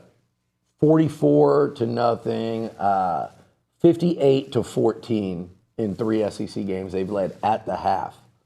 And that Arkansas game, it felt like by halftime you felt like they were the better team. Now you found yourself in anyone's ball game because you couldn't punch in another score or 2, but they went out and they beat the crap out of Florida, demoralized them early, kind of pretty much ended the game, 27-6, 33-6. That's how far ahead they were. They've been ahead 33-6 and 34-0 in 2 SEC football games, which is absolutely wild. Wild to think that they've had that kind of lead against SEC opposition twice now, including a top 10 team. In between, they played a Bowling Green team with a backup quarterback making only his 2nd start, and they showed you, along with that quarterback, a ton of mental toughness down the stretch. They were 10 yards away from trailing going into the 4th quarter. And people, again, kind of had some questions. And then they went out against Arkansas, and they won a hard-fought game. And we're going, well, but they only scored 21, and 10 of those, 7 of those points were definitely created by the defense. But what they kept doing is learning lessons along the way, and they kept showing you how physically and mentally tough they were. They kept showing you. So while Notre Dame was game 1 of the Elko era, I think month 1 of the Elko era was learning as a team how to play the kind of football he wants his team to play. And of course, any coach wants his team to play 34-0 and 41-10 football. I get that. I'm talking about the style of football. And you saw signs of it, and then Connor gets healthy, he comes back, that passing game ignites, and it kind of all comes together. You saw physicality on both sides of the line of scrimmage, domination against Missouri on both sides of the line. You saw receivers making plays, a quarterback throwing it up, letting his guys make plays. You saw guys fighting through tackles, runners, receivers. You saw defenders chasing and fighting off blocks and making plays, harassment of quarterbacks, blanket coverage in the secondary, not just by Willie, but by the whole group. You saw a football team, though, more than anything, that played the way Mike Elko wants his team to play. They came out, they punched somebody in the mouth, they played with toughness, they were the aggressor for 4 quarters. They took the fight to a higher-ranked team coming in here, and they just frankly looked like they wanted it more, and they made a top 10 team quit. And Brady Cook looked like he had had enough by the 2nd quarter. Mm-hmm. and they had quit by the third quarter. And Eli Drinkwitz had quit by the end of that game when he decided to kick a field goal to make it 41-10 rather than give A&M the satisfaction of stopping them on the goal line and setting off what was left of that crowd. And Elko's fired up and cheering, and he said, "No, we're not going to let you guys do that today. It's been your day. I'm not going to let you put an exclamation point on it." So that, to me, Saturday, what we saw was, in my opinion, your introduction to the Mike Elko era of Aggie football, because that is exactly what kind of you expect. And they won't be able to do that every single week the rest of the season. If they do, they'll probably be like, I'm exaggerating, but it'd be like 2019 LSU. Yep. And what I'm saying is 41-10 every week, firing on all cylinders. They're not going to be able to do that. I think that's the best they can look right now. But I think they've raised the floor, and I think they've showed, and I don't think that's the ceiling. But right now, I think that's as good as they could look. They did it in all phases. They kicked Missouri up and down the field. Yep. And now the next step is to just keep getting better. And not that the score is always going to look better than that, but if they keep getting better, David, they've created a real chance for themselves. We're at mid-season of year one. The Aggies are 5-1 and ranked in the top 15 going into a bye week. Who had that on your bingo card? You did. I did. You had it possible. I had no. I had them at 5-1. I was worried about the road trip to Florida. I was worried about Arkansas, as any Aggie that's followed this thing should be. And I thought Missouri would be a close game as you're sitting here in Mizzou colors. But I didn't do that on purpose. By the way, I hate commercials. But I hate your wrist. You're going to break your wrist one day doing it. I work it out. Now, finally, what I did see 5-1. What I didn't see was this team making like that much improvement and looking that impressive, not just against Missouri Saturday, but now they're 3 SEC games and they've blown out 2. And the team they didn't blow out just beat Tennessee and that Josh Heupel offense, and that's all we hear about is Tennessee and their offense and Nico and yada yada. Guess how many points they scored against Arkansas a week later? 14. So maybe that Arkansas defense is tougher. We said it after we played them, that front was tough. They got after Nico in a way that they could not get after Marcel Reed a week ago. More credit to that Aggie O-line, but I mentioned the Arkansas win over Tennessee. Let's talk about, when we come back, what happened in this league and around the country. Well, you'll appreciate this commentary because we'll have a very short segment on the other side because it's a hard out, and then we can start that thought at the top of the 10 o'clock hour. Moment for Lewis Engineering, headquartered in, by the way, I love spots, in Marshall, Texas, family-owned and operated, run by Doug Lewis. His great-grandfather started that in 1961. He did that during the Vietnam War, making handheld signal flares. They still make those today. That's what they do there. Doug's parents are T-says, but he's an Aggie class of 2004. Manufacture mostly munitions for the U.S. Department of Defense, but looking to take on any machining or metal fabrication project. They also have aerospace industry. They're involved with them, automotive industry, and automotive other parts of it as well. They have 40 employees, family-owned and operated, out of 50,000 square foot facility, again, in Marshall, Texas. They're a turnkey supplier, metal plating, metal painting, salt spray. They want to be your tailored source for metal fabrication parts. Feel free to call Doug Lewis for a free quote, 903-938-6754. That is 903-938-6754, or visit them online at lewisengineeringco.com.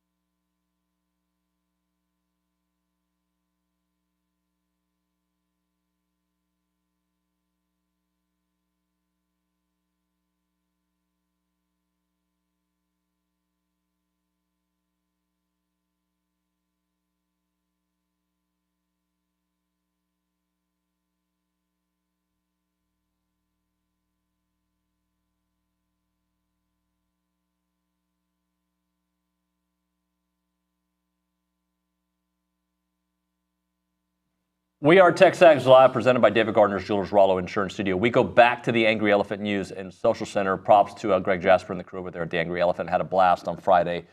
Jackson Oxney, you got a text or two for us? Yeah, we got a text from Bruce from Belton again.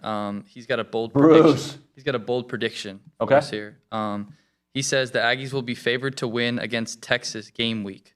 Kyle Field, Elko, and Connor, a dominant offensive line and a dominant defense, will be the reasons. I hope so, but I'm not going to go there just right now. I mean, I hope so. Yeah, of course. Who wouldn't want that? Well, They can beat anybody on their schedule if they play. They'll beat everybody on their schedule if they play like they played Saturday. Yeah, I mean, and look, let's give for right now, let's give Texas some credit. They're the only team that hasn't, been caught. Ohio State too, but I mean, they're the only team like that in the league that hasn't been caught yet. Now, I will say, they have played a really bad schedule. They don't want to acknowledge that, and look, I was right about 5-1. I do believe they're really good. I believe they have a chance to win the SEC, maybe the whole thing. A lot of teams have a chance to win the whole thing because nobody's. My wrist is broken. I told you it was a short segment. Just go to the break then. That's you act like I control the clock. If it was going to be that short, why'd you go to Jackson and then because it was a short thought, and then you went on a diatribe. It's too much to do too.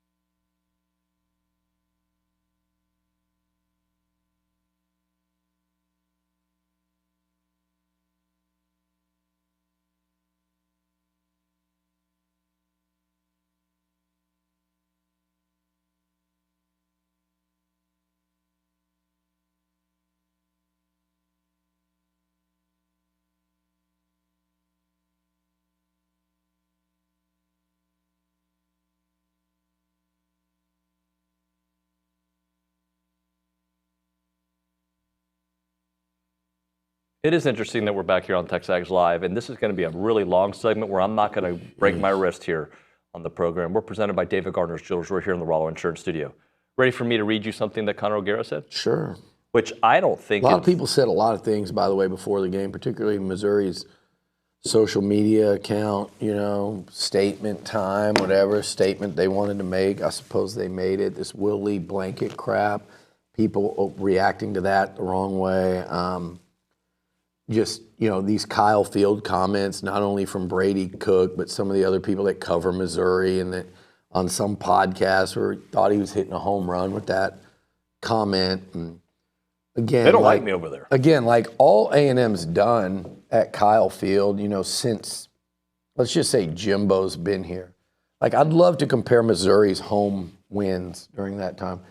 I'd love to compare a lot of teams that have won during that stretch at probably maybe they've won 6 out of 10.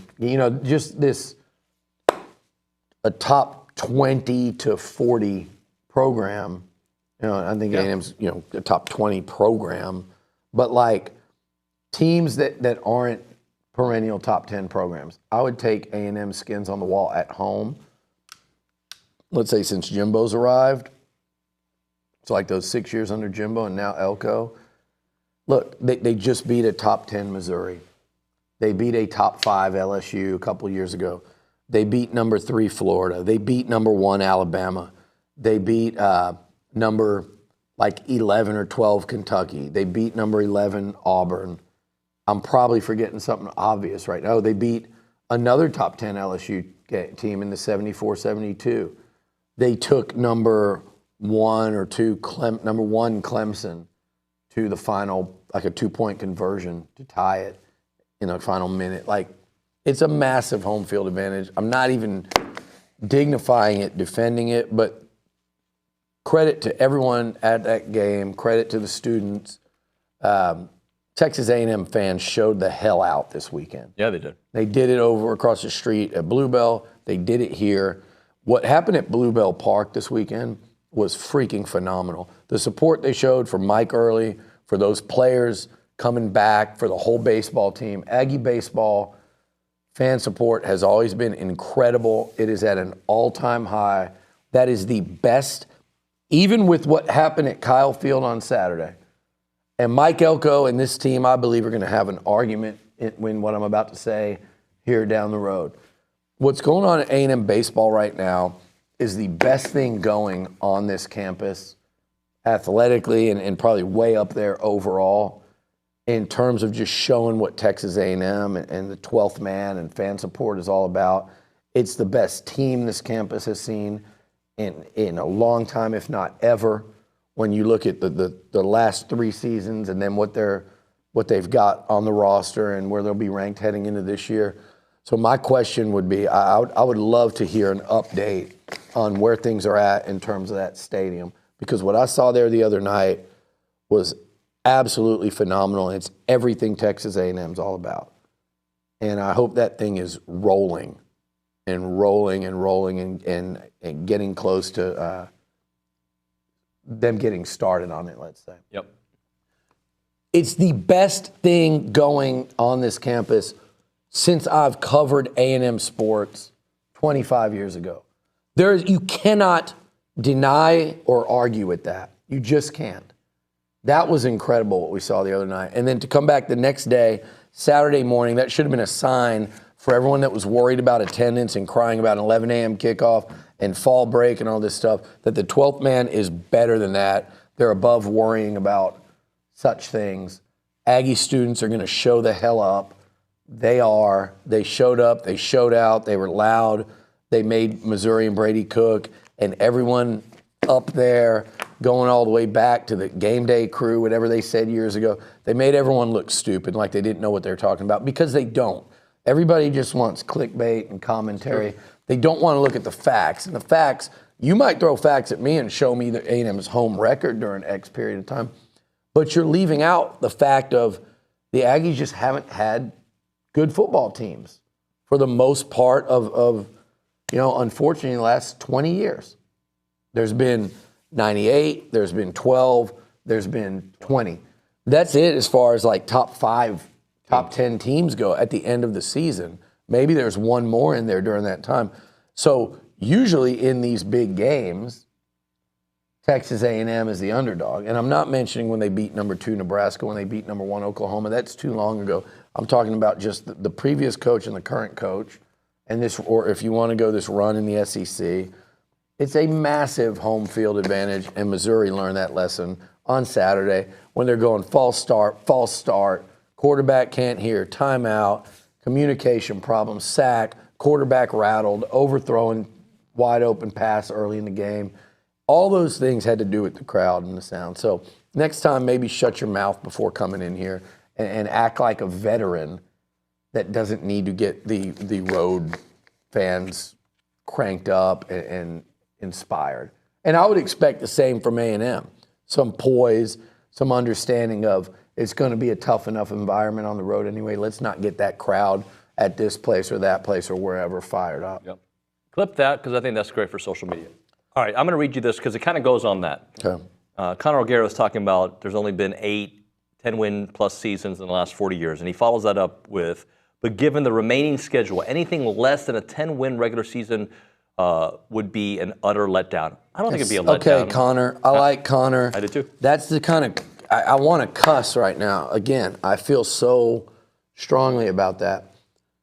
For Texas A&M to, in year 1 under a freaking new head coach, with a program that was at a spot where they thought they would make a change that's going to cost them $75 million to make and more because you had to go hire Elko and his staff and all. It was a $100 million decision. And for a program like that to lose the opener against a top 10 team and 6 games in, be 3-0 in the SEC with 2 blowouts, a win over a top 10 team. And I know you think I'm making your point for you, but I'm not. Because to call that an utter letdown, anything less than 10-2, when one of those games is against the number 1 team in the country, right? Mm-hmm. One of them is against number 1. So in the outside mind, outside of anyone wearing maroon, that's you're probably losing to the number 1 team is what most people around college football will think. And if we're taking off maroon, like if we're just looking at it from the outside, that's understandable that they think that. So there you're at 10-2. So you can tell me that losing on the road in South Carolina or on the road in Starkville, which that one, that would be a big disappointment, but it's still on the road at Starkville, on the road at South Carolina, on the road at Auburn, and at home against an LSU team that I haven't checked the rankings. I'm assuming jumped into the top 10. I don't think they are. They didn't because of the losses? I'm surprised they didn't. Say it, Nick. You can say it on camera. You can say it. 13th. 13th. They didn't go up. They were like 13th, weren't they? So top 15 LSU team coming into your house. I get it, Connor. I get what you're saying. I do understand what he's saying. But what I don't like is A&M wins one big game, and rather than like talking about the job Mike Elko has done, and again, this is a conference where we've seen 2 of the hottest coaches in it right now go 5-7 in year 1. Or actually, Sark wasn't even in the SEC at that time. Big 12, and Josh Heupel went 7-6 in year 1. And Brian Kelly went 9-3. And we're at a point where we're calling anything less than 10-2 an utter disappointment. It's almost like, if I didn't know better, you're setting A&M up to look like a disappointment. Let's say if they went 9-3 in year 1 in the SEC under a new head coach. And by the way, any path to 9-3 is going to involve Texas A&M entering Game 12, the last game of the season, either playing Texas for a playoff berth at 9-2, or going in there at 8-3 and finishing their year beating the number 1 team, or if they are number 1, then beating a top 5 team, beating their arch rival, the first game back in since 2011, and ending their regular season with the win over that squad. So, no, I don't think in any world would 9-3 be an utter disappointment. I do think there's an opportunity for more. And I do believe A&M will be favored today. They'd be favored in every game they play up until Texas. So I get that there's an opportunity there that you'd really love to take advantage of. And it would be disappointing if you couldn't take advantage of it. But to call this season an the word utter just got me, because it just feels like you're trying to make it like that record in year one would be something that anyone should be disappointed about. And look, if you think Texas A&M is to a point where they were not going 3-0, 4-0 in any 4 SEC games, any 4, you're saying they need to go 4-0, 3 of them on the road, and losing one of those games would essentially mark an utter disappointment.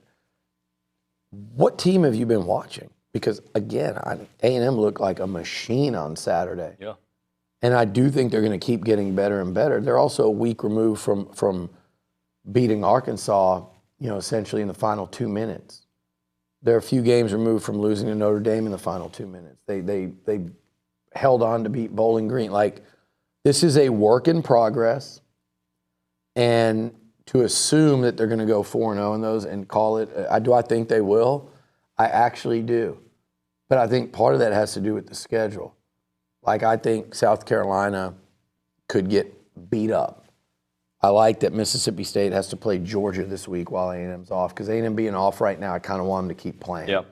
You kind of want them to keep playing. You don't know how they'll come out there on the road in Starkville off a bye week.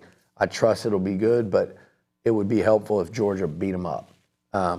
Same thing with South Carolina. They got drubbed by Ole Miss. Now they got to play it's Georgia and Alabama, I think, back-to-back. So hopefully those fans, that team, even though they're coming off a bye, it's a letdown. I think they'll do it. I think A&M, LSU, But again, coin flip. Billy, this year in the SEC, there's nothing guaranteed. Okay, you're right, and I guess people didn't learn that. Again, I just hate setting this team up that if they don't do this, it's such a disappointment. My ass. Like, it's not true. And do I think they can do it? Yes. And I get where he's coming from. Because it feels like it's going in that direction. Damn, that team's really good now. And I look at that schedule, and they really should win all those games. Man, one of those games is LSU. And Kelly and Nussmeier and Lacey and that offensive line. Like, we're assuming they're going to beat LSU. I know they can. I don't hate the matchup, that LSU defense, if this offense is playing like that. But that's a hard game. Yes, a very hard game. And yes. by the way, LSU has lost they've lost once so far. Now, let's go into what happened in the SEC, because I think SEC and college football in general, college football was so wild this weekend when you look around. And by the way, Texas fans, I told you Michigan's no good. They're not any good. I said I thought they were going to be a 4 or 5 loss team. 8-4, 7. I'm at 4 now. They're going to lose to Ohio State, and they're probably losing at home to Oregon. With that said, what a wild weekend. So Michigan goes out and gets curb stomped by Washington. We know all about Vandy and Bama. We'll talk about that in a second. A&M drubs Missouri. It's not so much the 25. That was the only ranked matchup of the weekend. So again, going back to it's not so much who won that's the upset, and that falls way down on the list of the weekend. But 41-10, just stomped them. All these other games were close. USC goes down, they stink. They've lost, 2 now? And by the way, they beat LSU. Remember that. The luckiest team in college football that has no business right now saying a damn thing. Cristobal has tried his damnedest to Cristobal this thing. They should have lost to Virginia Tech. I still don't know how I feel about that call at the end of the game. I think it was right. No, the Virginia Tech. And then last week, they absolutely, Saturday, shouldn't have been. That was targeting. That's game over for Cal. That is targeting. I don't even want to talk about it. I will not. I will argue with you till the cows come home. They should have lost that football game due to targeting. They should have lost to Cal and Virginia Tech, and this team's sitting at what right now? They are 6-0. And what are they ranked? Number 8. I don't know what the new ranking is. Yeah, They were 8. they should be a lot higher than 8. I wish someone would have the rankings. I keep asking y'all. There it is, right there. We got to see. They're 6. Okay, so they're number 6 in the country. They should be damn near out of the top 25. They should have lost to a bad Virginia Tech team, and they should have lost to Cal. They should be out of the top 25 or towards the bottom of it. But anyway. They play Clemson soon, don't they? Good. I'd like to see Clemson beat them. I had Clemson as one of my underrated teams. Miami as an overrated. I was right about Miami, but they just keep getting bailed out. They don't have Clemson on their schedule. I take that back. They just keep getting bailed out by bad officiating. So, anywho, wild weekend around the country. But I think, David, the wildest weekend I've ever seen in the SEC. When you take into account Arkansas over a Tennessee team, and by the way they did it, 19-14, with a backup quarterback that really couldn't complete a pass, a bad offensive line that was just getting dominated, and to hang in there and win 19-14, and that Arkansas defense. If Nick Scorton's the best defensive lineman in the SEC right now, Landon Jackson is probably sitting there on the first team with him, the way they're playing at end. But that Arkansas D-line dominated. The fact that they shut down that Tennessee offense and held them to 14 points, that makes that upset even more of an upset to me. Missouri and A&M Missouri, the score and the method at which A&M did it, I think shocked people throughout the SEC. You may have had a dark horse contender emerge in A&M, and now everyone's waking up to what I've said all along, that schedule was very manageable for A&M. Not to say it would be an utter disappointment, but it is a very manageable schedule. Same thing I said about Texas. Now let's talk about this for a second. Okay. And then Vandy, but first of all, Vandy over Bama. Biggest upset I've ever seen. Shame on you, Alabama, for losing that game. I don't care how impressive Diego Pavia and Vandy were. I'm a huge Clark Lee fan, have been from day one. I've met him a couple times at SECs. We talk about Coach Elko, and he's seems like a great dude. Barton Simmons, coming from covering recruiting for many, many years. We've had him here in College Station. He's had a grand old time on Northgate, coming down here for a game years ago. They hire him from the recruiting national site ranks to run their recruiting. He's done a great job. Credit Vandy, but Bama, Kalen DeBoer, I was just raving about this guy. He's like 120-10. He's got Bama players. He took Washington to the title game. To beat Georgia one week and then go lose to Vandy, and Vandy made every play. Every play. We did. But Bama, all I got to say is Nick Saban would never. And what I mean by that is to have that kind of one week to the other letdown. And you knew it was a trap game, and you knew Vandy was better than they've been in a long time, since like peak James Franklin. But it was still no excuse to come out with that type of effort. And let Vandy, and credit Vandy, but let Vandy take the fight to you from the start. Bama never led in that game. All the answers, Billy. They played a perfect game. And I love that quarterback and the story of the Johnny thing, and then also Eli Stowers being not just a part of it, a huge. Especially on third down. Goodness. By the way, Eli Stowers is an incredible kid. Great family, incredible kid. I wish, and they did move him positions while he was here. I wish they would have utilized him. And we talked many times like, man, this dude could be a real weapon with he's a state champion, high jumper.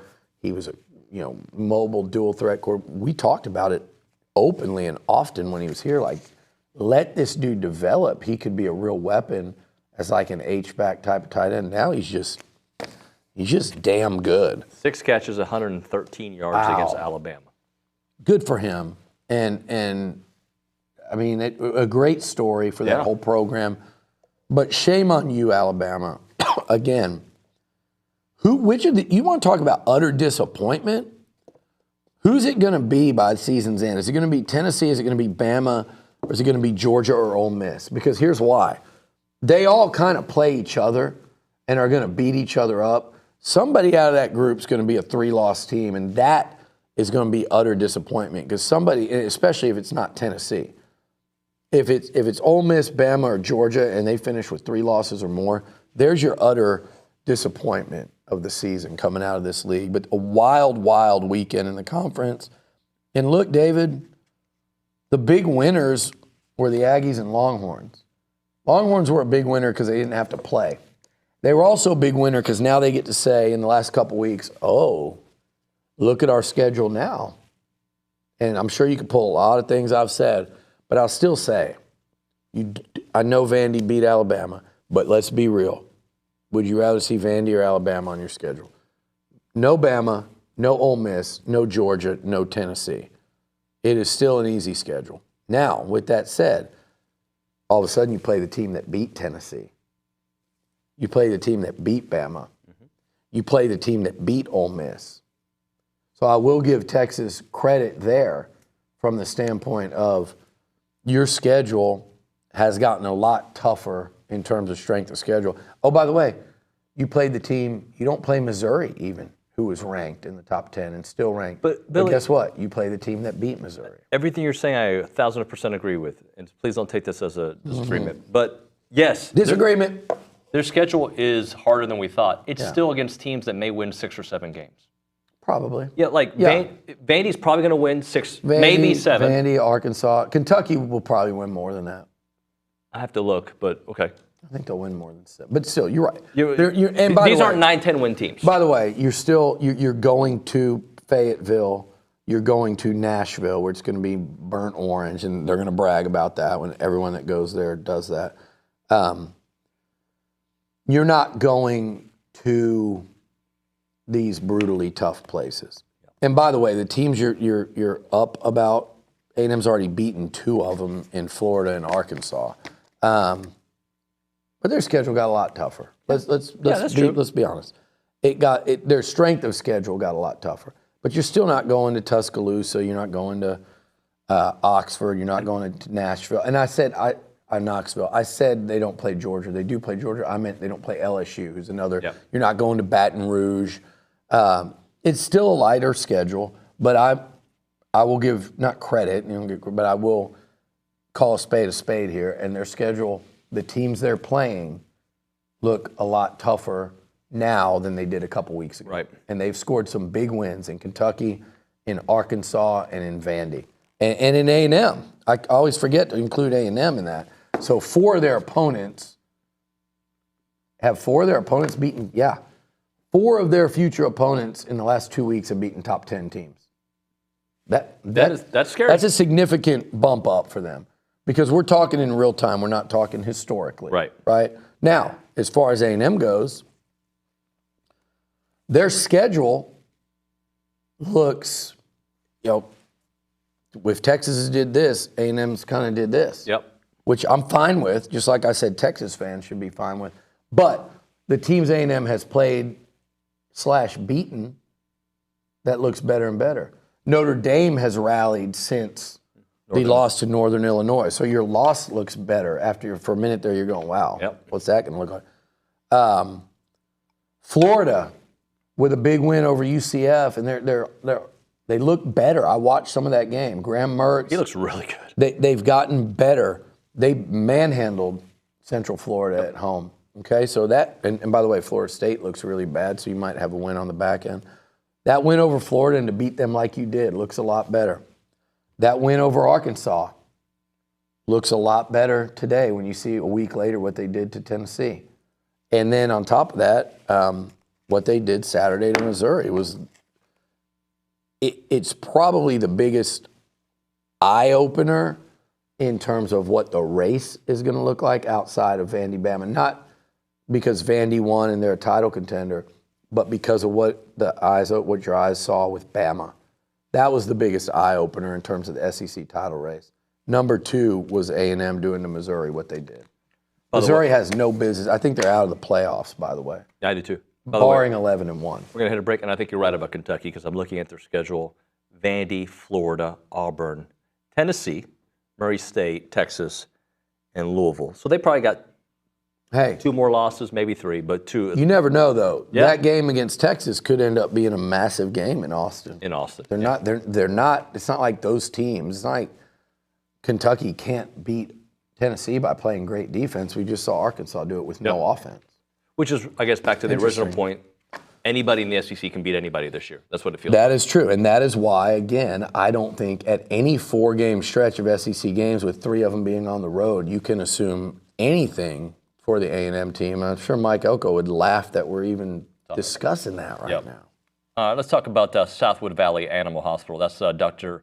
Justin Casares and Dr. Lauren Casares. They took ownership back in 2022, and they're doing some amazing work there at the Southwood Valley Animal Hospital, who's been around for over 30 years. They are serving the Brazos Valley, and they'll take care of Aggies all around town. He was the 13th Aggie to graduate from A&M. There have been 17 in his family, so that is a lot of Aggies, and they wanted to bring their business here. They've been in several other spots, but I think recently they were up by San Marcos and New Braunfels. They came here to Aggieland to be a part of it. They have routine veterinary services, including wellness visits, sick emergency visits, and they provide all the advanced medical care at affordable prices there at Southwood Valley Animal Hospital here in College Station.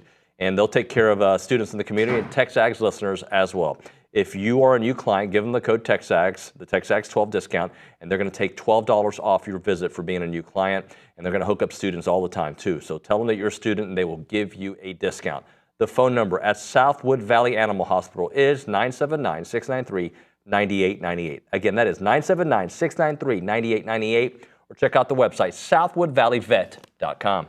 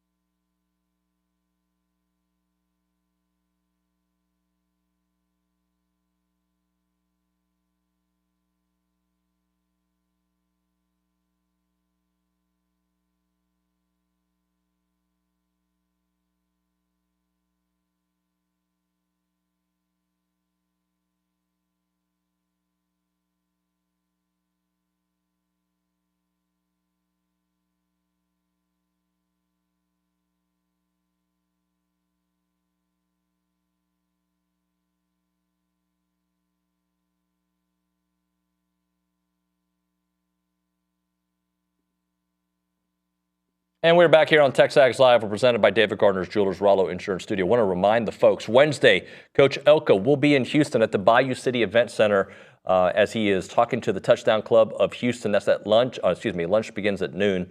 It's presented by Vantage Bank. You don't need to know that. Higginbotham, big friends of TexAgs. Elko will talk about the state of the team, take questions at the end of it. Tickets are $50. Tables are 10 seats each. Tables cost about $500, $750 for your bronze sponsorship, $1,000 silver, $1,500 for gold sponsorship. Check out the touchdownclub.org and you'll get more information to go see Coach Elko on Wednesday. He's talking on Wednesday. We'll have a crew there, obviously breaking it all down. We're back here with Billy Liucci on TexAgs Live. Billy, we did a little bit on Luchador. I want to take it a couple different directions with the performance that we saw from the quarterback position. Actually, let me rephrase that. What we saw from the offense. Because from what we saw from the offense, there are several things that we had been waiting to see, and we saw it. We saw wide receivers get separation. We saw a line dominate the line of scrimmage, which we've seen a few times. We saw an incredible running game, and we saw a very composed quarterback throwing across. That's the offense that I've been wanting to see, and we saw it against a team that came in with credentials, top 10 credentials on defense, and a top 10 ranking. Okay, and you're right. And people want to downplay that now because of what A&M did to them. And we said going in, like, hey, I don't think this defense is a top 10 defense in college football. Look who they've played. But some people, the flip side of that is people go, well, who do you think A&M is? They really produced a couple touchdowns against Arkansas, a couple touchdown drives. They scored 26 against Bowling Green. Yeah, they looked good against Florida. But what are we thinking A&M is offensively? Well, that's what A&M is offensively. And I kept saying, with the way the running game was going against 8, 9-man boxes, if they got that passing game going, look out. I didn't think it was going to go from 0 to 100 like it did this week. But getting Connor back was going to be a big part of that. And that, again, that is not – just like when Marcel was playing well, that is not – some people took it a different way, but that's not insulting Connor to say how well Marcel's playing and to say that he had a dimension that A&M needed at that time, which was that dual threat ability. But it's also not an insult to Marcel to say Connor's the better passer as of right now, like in terms of running the offense, attacking all portions of the field, going against a defense that's as multiple as Missouri's, because he's seen Miami, he's seen Auburn a couple times, he's seen Ole Miss, he's seen LSU. You learn a ton playing in those football games. And he has now had big games throwing the football and running this offense, 2 different offenses against the likes of Ole Miss, LSU, Miami. And I thought this was his best game. To me, this was Connor Wigman's best game at Texas A&M. I know he threw for more yards against Ole Miss that day, but you have to factor in things, right? Yeah, of course. You have to take into account, just like when I say that the catch by Williams against Georgia was the best I've ever seen, it wasn't that Odell Beckham's one-handed catch was better. You might see a higher degree of difficulty catch every weekend in college football, but that was a 7.5, 8 out of 10 tough catch. But it was the moment, the game, the whole country watching. It was Bama, Georgia, yada, yada, yada. Who he did it against. This game was Connor Wigman's best game. I think the A&M offensive line is the most improved unit in the SEC from last year to this year. I don't think it's close. I think Le'Veon Moss is playing at a first-team All-SEC level. I think the tight ends are not getting enough credit for the blocking job they're doing right now, and that they've come a million miles since the start of the season. And the Aggie receivers had their best game of the year by far. They were making difficult catches. They were making the routine catches. They were making guys miss. They were fighting for an extra yard or two where they could get it. They were the aggressor. They were more physical than the Missouri secondary. They beat up on Norwood, former A&M player, which kind of just completely flew under the radar this week. And they abused him per the PFF. And if you just watch the game, in particular, Ja'Day Walker did. But Connor Wigman playing the way he did, and to go, what did he throw? 4 incompletions in a game? 82%, I think it was the percentage. 82%, almost 300 yards. He ran when he needed to run. He kept drives alive. He was on target and accurate and confident looking from the start. He was in rhythm from the start. So nothing but credit to Connor. But I think it was his best game. Not only statistically, it probably was anyway. I know he threw for more yards against Ole Miss, maybe even Miami, because the way that game went. But to come back, he had, to play the way he did against Notre Dame, to listen to and particularly read the crap, like social media, and hopefully he didn't, but I get the feeling that it's hard to when you're hurt. It's hard to avoid all of it. Probably thought everybody just discarded him. And to come back and play the way he did, the last time he played, he got hurt against Auburn. The next time he played, he got hurt against Notre Dame and didn't play well. This is a guy that spent a year getting ready for that moment. And not only did it not go the way he wanted, his team lost and he got hurt. And then to see, no matter how close a relationship he's got with his fellow QBs, to see the other guy go in and win games and get a lot of accolades, and to come out and play damn near perfect football. And this wasn't dink and dunk. I mean, he came out firing. Yeah. They came out in attack mode. They were scoring touchdown, field goal, touchdown, touchdown. I mean, it was beyond impressive. That was an all-SEC, all-American, first-round draft pick type of football game. Now, the key for Connor in this offense, and by the way, that's the Colin Klein offense. And what Klein did last week, and I said, they're close to hitting big plays. They're there when you watch the game. They're there. Like they're doing a great job with this offense. They were really close to doing some impressive things offensively, even against that good Arkansas defense. They just couldn't quite complete them. That's the Colin Klein offense you saw. It's the consistent running game. It's the explosive running game. It's creasing defenses. It's attacking short for yards that they're giving to you, and it's attacking down the field, especially off play action.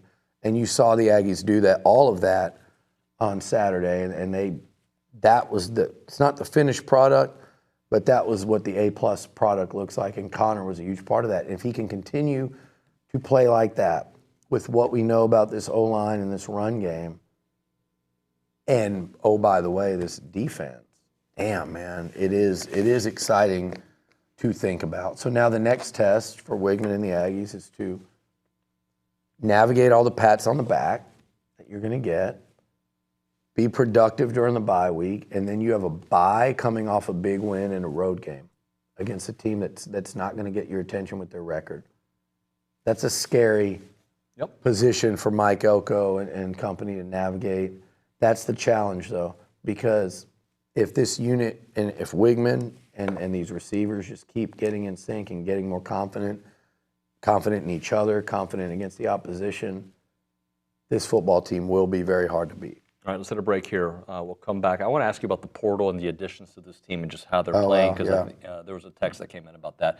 Heritage Films time. That's Chance McClain's company. They make documentary films.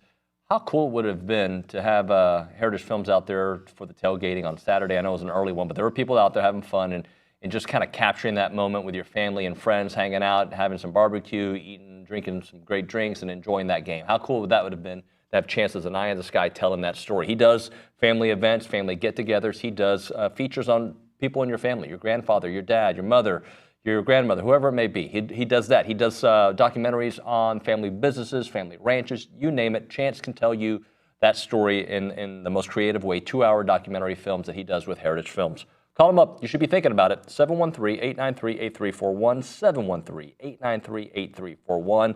The website is yourheritagefilm.com. That is yourheritagefilm.com.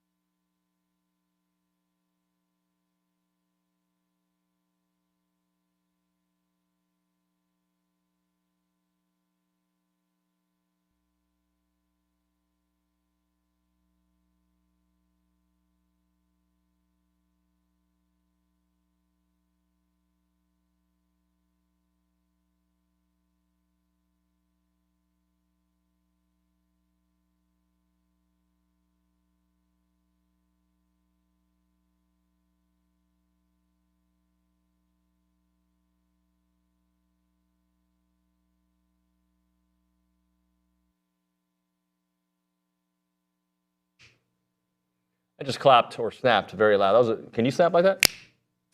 Pretty Kind good. of. I can't snap with my left hand for some reason. Jackson, you're doing a great job today, by the way. Thank you. Just want you to know that. I'll make it awkward here on the show. It's TexAgs Live. We are presented by David Gardner's Jewelers. We are here in the Rollo Insurance Studio. Sorry, Billy's not there. I thought Billy would be there, so we'll get to Billy in a moment. Let's go to the Angry Elephant News and Social Center. And Jackson, what do you have for us? Well, I have someone from the YouTube chat who said, just realized David Nuño is wearing Mizzou colors today. What's up with that? Okay, so I didn't realize this was the New Orleans Saints and Mizzou color scheme. I apologize. This is more of a gold than a yellow. That being said, I don't think about who A&M just played, or typically, and on a game day I would know, like if you're playing Florida, obviously you don't want to wear a blue shirt. I get it. I'll probably have done it at some point in my, but I don't think of it that way. I just, okay, what am I wearing today? So my apologies for the black one there. What else do you have? William Gillespie on the YouTube chat. Good old Willie. Willie said Coach Elko is still not getting the credit for a huge transfer portal haul. Those guys are starting and providing depth at all positions we lacked under Jimbo. Wonderful comment right there. And I should probably hit a break here because Billy's not here, and then we'd be on the clock. But I'll answer that question. Will Lee has been fantastic, right? Like Cassius Howell, fantastic. Let's go through it. Coley, or Marjorie Adams. Like this is, who am I missing? There's so many guys. Jabri Barber, who got hurt initially, is working his way back. There have been some serious additions to this team. When you just talk about Nick Scorton alone, right? Nick Scorton, if not the best defensive lineman in the entire country, he's definitely playing at that level right now in the SEC, so that answers that. So yes, 100%, Coach Elko deserves the props for some of the additions to this team. So we're going to hit a break because he's at the door. Rollo Insurance time, because I can hear him coming, and we'll delay it, then I'll get in trouble by Louie. The difference is real at Rollo Insurance, Rollo Insurance as a company. They have been doing my insurance since I moved here in 2021. They have all the top insurance, car insurance, homeowners, you name it, they're going to take care of you. They have farmers insurance, ranchers insurance, hobby farmers, you name it, they want to take care of you. And their priorities are God, family, and country. You'll find them all around town. They are the best insurance provider, and again, they have offices all over the great state of Texas. We're talking 60 in Texas, but their headquarters is on Highway 6. 888-44-ROLLO, go to RolloInsurance.com. That's 888-44-ROLLO, RolloInsurance.com.